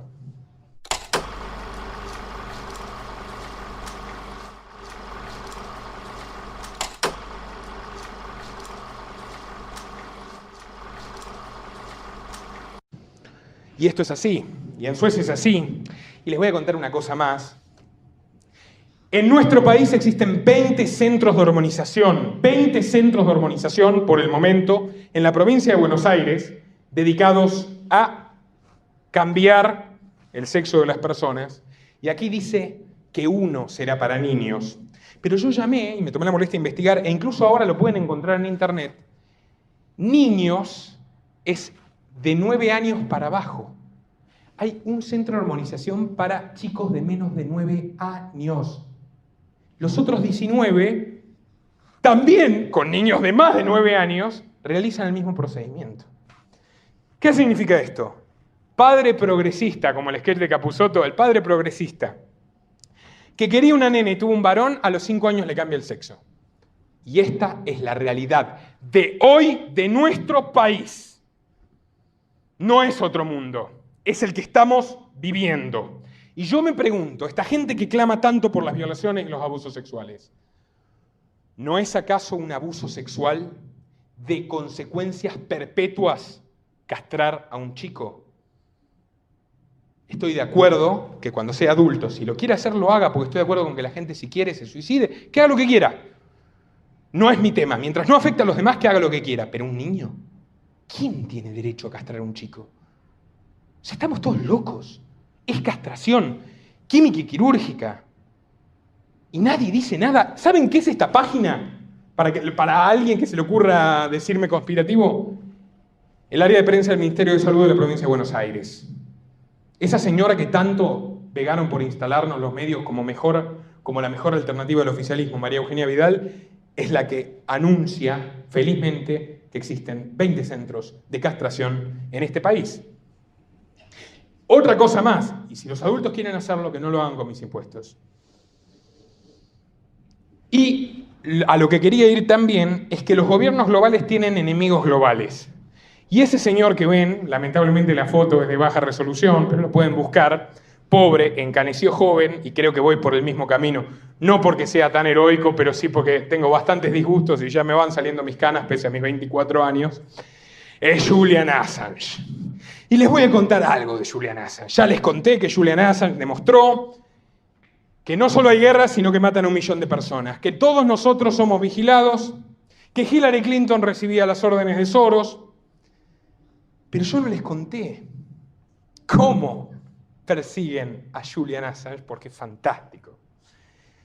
Cómo en esa magnífica civilización europea que tantos ilusos idolatran, la hipocresía ancestral que los caracteriza no les permite, como en Yanquilandia, que es una dictadura totalitaria, encarcelar a los periodistas. Los diligentes demócratas y feministas suecos dijeron: nosotros tenemos una solución. Julian Assange es perseguido por una falsa denuncia de violencia sexual. ¿Saben en qué se basa la primera falsa denuncia de abuso sexual por la cual querían detener a Assange para poder extraditarlo a Estados Unidos, donde lo van a matar? En que no utilizó condón en las relaciones sexuales. Y con eso, una mujer que tiene vínculos declarados con la CIA, lo pueden buscar, hay información al respecto, cuando todavía algún medio decía la verdad, porque esto ya pasó hace 8 años, querían agarrarlo, meterlo en la celda de Suecia, porque es lo más fácil del mundo hacer una falsa denuncia de violación en el mundo en el que vivimos, y en este país también. Y de ahí mandarlo a Estados Unidos, donde sí va a ser efectivamente, como mínimo, recluido a perpetuidad por su trabajo como periodista, mostrándonos la verdad que no quieren que sepamos. Por eso se refugió durante 7 años en la Embajada de Ecuador en Londres, y ahora que hay un miserable, mezquino títere del Pentágono que se llama Lenin Moreno en Ecuador, lo echaron a la calle. La policía inglesa lo detuvo por desacato. Suecia lo reclama por las denuncias, pero el gobierno inglés, violando la propia ley internacional de derechos humanos, que establece que no se puede deportar a alguien a un país donde puede enfrentar la pena de muerte, aprobó su deportación a los Estados Unidos. Pero ¿saben qué? La deportación se haría efectiva hipotéticamente en febrero del año próximo. Pero Wikileaks comunica que desde el momento de su detención, Julian Assange está en la enfermería y su salud se agrava permanentemente y no le suministran información siquiera a sus abogados. En resumen, Julian Assange va a estar muerto antes de que llegue al tribunal de Estados Unidos, que de todas maneras lo puede llegar a condenar también a la pena de muerte. Ese es el mundo en el que vivimos, y me sorprende, y no lo digo de mala manera, lo digo genuinamente, me sorprende que mucha gente, a la que incluso se idolatra como disidentes a la ideología de género, no se pronuncien sobre un héroe que a través de una falsa denuncia de violencia de género va a terminar muerto. Esa fue la excusa, fue la herramienta, fue el instrumento para que pase lo que está pasando. Hablemos del gobierno global. En el siglo XIX no existía absolutamente ninguna de estas organizaciones. La Sociedad de las Naciones se creó después de la Primera Guerra Mundial y dio origen a la ONU. Tenemos un Banco Mundial, el Banco Interamericano de Desarrollo con sede en Washington, también surgido por los acuerdos de Bretton Woods, que establecieron al dólar, a esta porquería, como la moneda mundial. En eso consistieron los acuerdos de Bretton Woods. Estados Unidos ganó la Segunda Guerra Mundial en alianza con Rusia comunista y con el Imperio Británico. Los nazis, a los que yo tampoco defiendo, han sido acusados de ser las peores basuras de la humanidad. ¿Ustedes sabían que Estados Unidos tenían campos de concentración para ciudadanos estadounidenses de origen japonés? Lo pueden buscar hasta en la Wikipedia. En Estados Unidos tenían campos de concentración para ciudadanos estadounidenses de raza oriental, porque los consideraban peligrosos. Y bueno, ¿qué se le va a hacer? ¿Ustedes creen que existe alguna cifra de cuántas personas mató el Imperio Británico durante el siglo y medio que dominó 3/4 partes del mundo? La Guerra del Paraguay es un curioso ejemplo, porque se utilizó un títere, Bartolomé Mitre, y al Imperio portugués, que se recicló en Brasil, porque Brasil no tuvo independencia, sino que fue la monarquía portuguesa que, huyendo de Napoleón, se instauró en Brasil. Brasil era un imperio con esclavos, y Mitre, un lacayo sirviente de Inglaterra, atacaron a un país vecino para destruirlo por orden del Imperio Británico. Pero eso no pasó solo acá, pasó en todo el mundo. El Imperio Británico fue sumamente eficiente para dominar al mundo, porque incluso lo hizo a través de técnicas sofisticadas antes de que surjan estos organismos. Por ejemplo, la deuda. Un gran pseudoliberal de la historia argentina, que incluso, si uno busca, jamás se pronunció como liberal él, lo cuentan ahora para contar su historia, tanto la izquierda que odia a los liberales como los retardados pseudoliberales, Bernardino Rivadavia, primer presidente de Argentina. ¿Cuál es su primer acto de gobierno? Contraer la deuda con la Baring Brothers. Argentina nació con deuda externa. Deuda que el gobierno contrae a nombre de los ciudadanos sin su consentimiento. Razón por la cual los liberales de todo tiempo y de todo siglo la repudiaron y dijeron que jamás podía admitirse que nadie tome deuda a nombre de un tercero. Buena reflexión para el momento en el que estamos viviendo. Les voy a contar otra cosa más. Además de la ONU, que es una suerte de gobierno mundial, que habla mucho de los derechos humanos, pero nunca sirve para evitar guerras. La ONU sirve para ONU Mujeres. Busquen ONU Women's, o para decir, a través de la Organización Mundial de la Salud, que es la ONU, que existen 112 géneros. Para eso la ONU sirve. Incluso para apoyar que se incremente el Estado, se incrementen los impuestos en todo el mundo. Para eso sirve. Para detener guerras, no. Las repudian, pero no las detienen.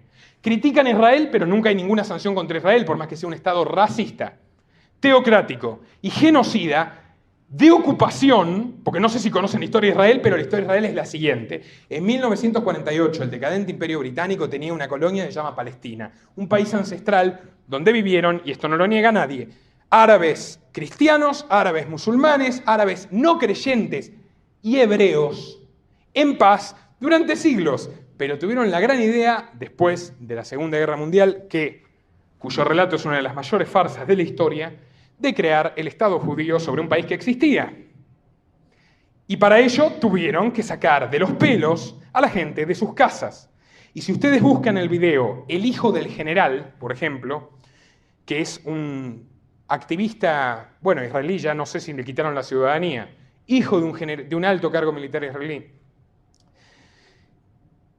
cuenta que sus padres, la primera generación de colonos, que vinieron de Inglaterra, vinieron de Europa, no eran gente que vivía ahí, recibieron por parte del gobierno británico la casa de unos palestinos que habían sido desalojados tan recientemente que todavía tenían el café humeando sobre la mesa.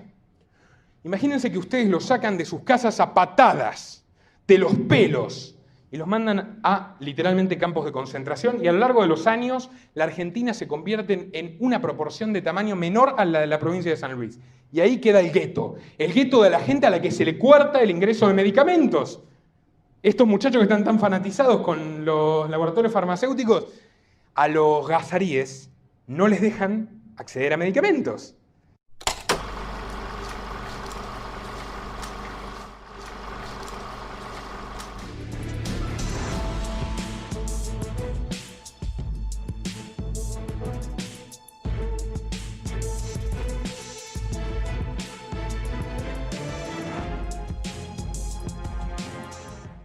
Les bombardean los edificios.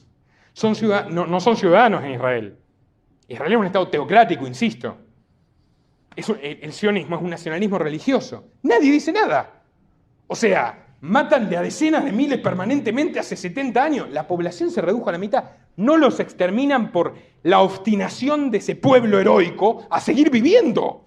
Nadie les da una mano. El Banco Interamericano de Desarrollo, que tiene sede en Washington y financia un montón de cosas en toda Latinoamérica para condicionar a los gobiernos, a los mandatos estadounidenses, ha otorgado un préstamo sui generis a la Argentina. Esta es la página oficial del Banco Interamericano de Desarrollo. El BID acompaña medidas para impulsar la igualdad de género en Argentina. El préstamo de $200 millones, primero de su tipo a nivel mundial, apoyará medidas clave para la promoción de la igualdad de género en el país. Octubre del 2018. Ningún banco le presta a la Argentina. Ya se había efectuado el préstamo del FMI y aparecen $200 millones que financiaron la ley Micaela García, por ejemplo, que es la ley de adoctrinamiento obligatorio a funcionarios del Estado, que si se niegan a recibir una capacitación en ideología de género pueden ser expulsados de su trabajo. La línea 144, distópica totalitaria, para que cualquiera de nosotros pueda acusar a cualquiera de nosotros, los que somos varones heterosexuales, de violadores, y complicarles la vida, la alcahuetería que decía Orwell, y que tiene una promoción constante. Si alguno de ustedes va a Capital Federal, les invito a hacer lo siguiente. Váyanse al lado del Teatro Colón. Al lado del Teatro Colón, en pleno centro de Buenos Aires, 3 cuadras 4 del Obelisco, hay una pantalla gigantesca. El 70% de la publicidad que pasa esa pantalla, y lo quiero grabar ahora que voy a ir a Buenos Aires, es denuncia violencia en tu noviazgo, línea 144, no permitas el acoso existe.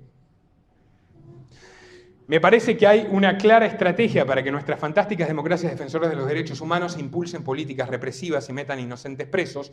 En todo caso, enfrenten a la población entre sí.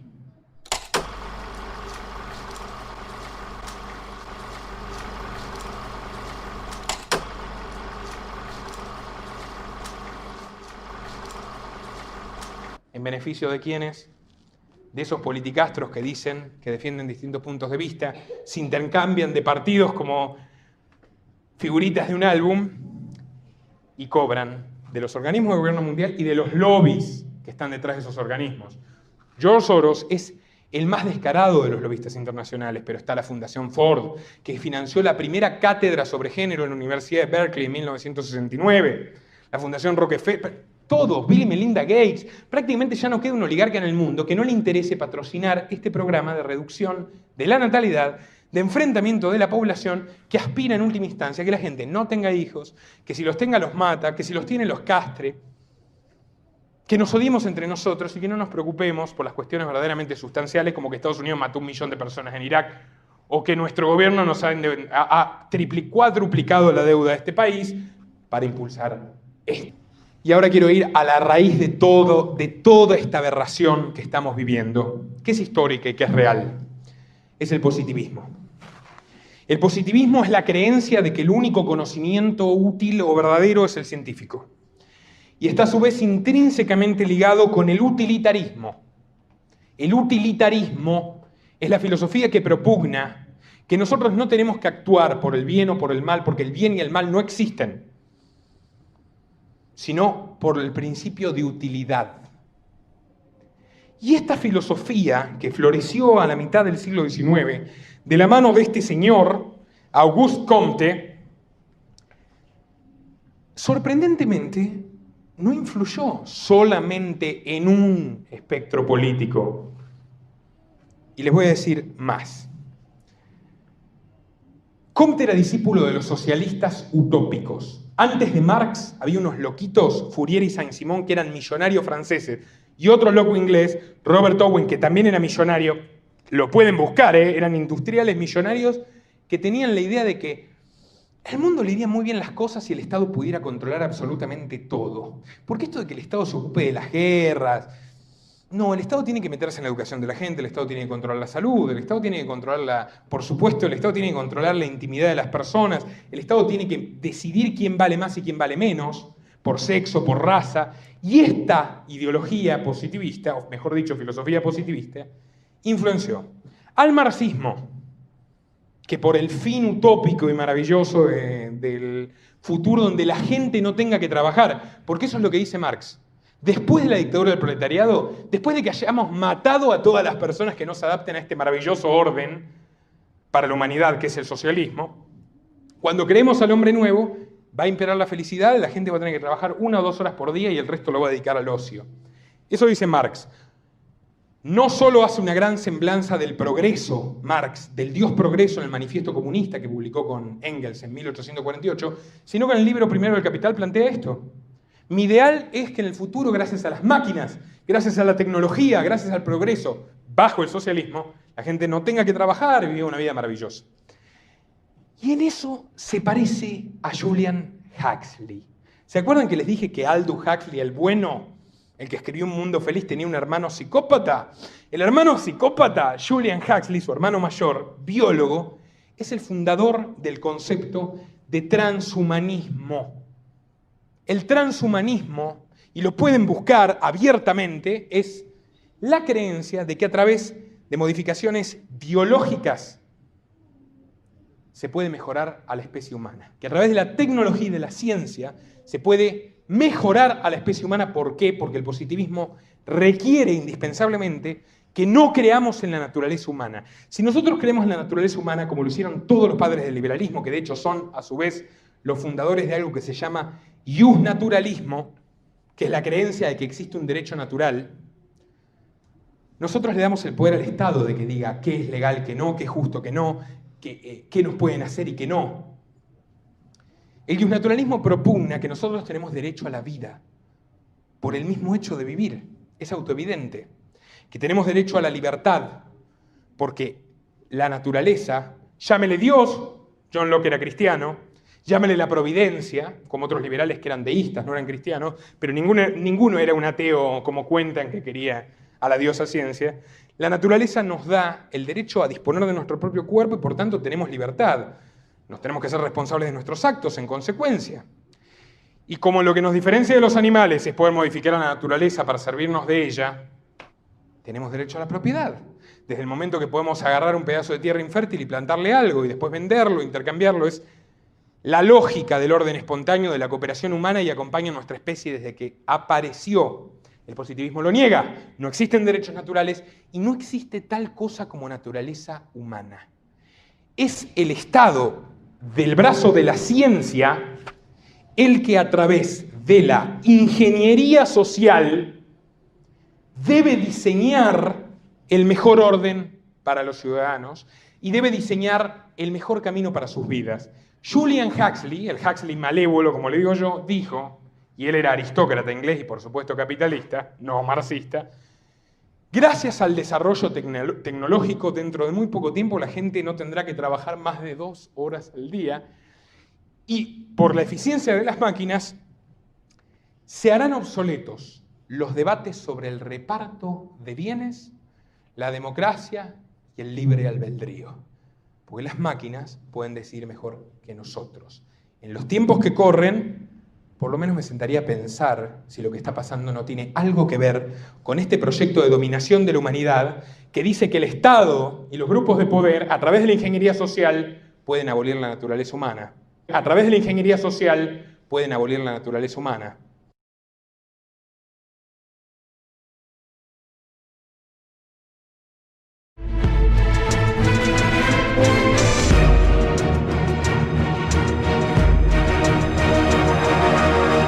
Este canal depende exclusivamente de tu apoyo. Para que siga siendo posible, por favor, entra al link de Patreon en la descripción y realiza tu donativo desde tan solo $2 por mes. Desde Argentina, dona en pesos y con el medio de tu preferencia a través de Mercado Pago.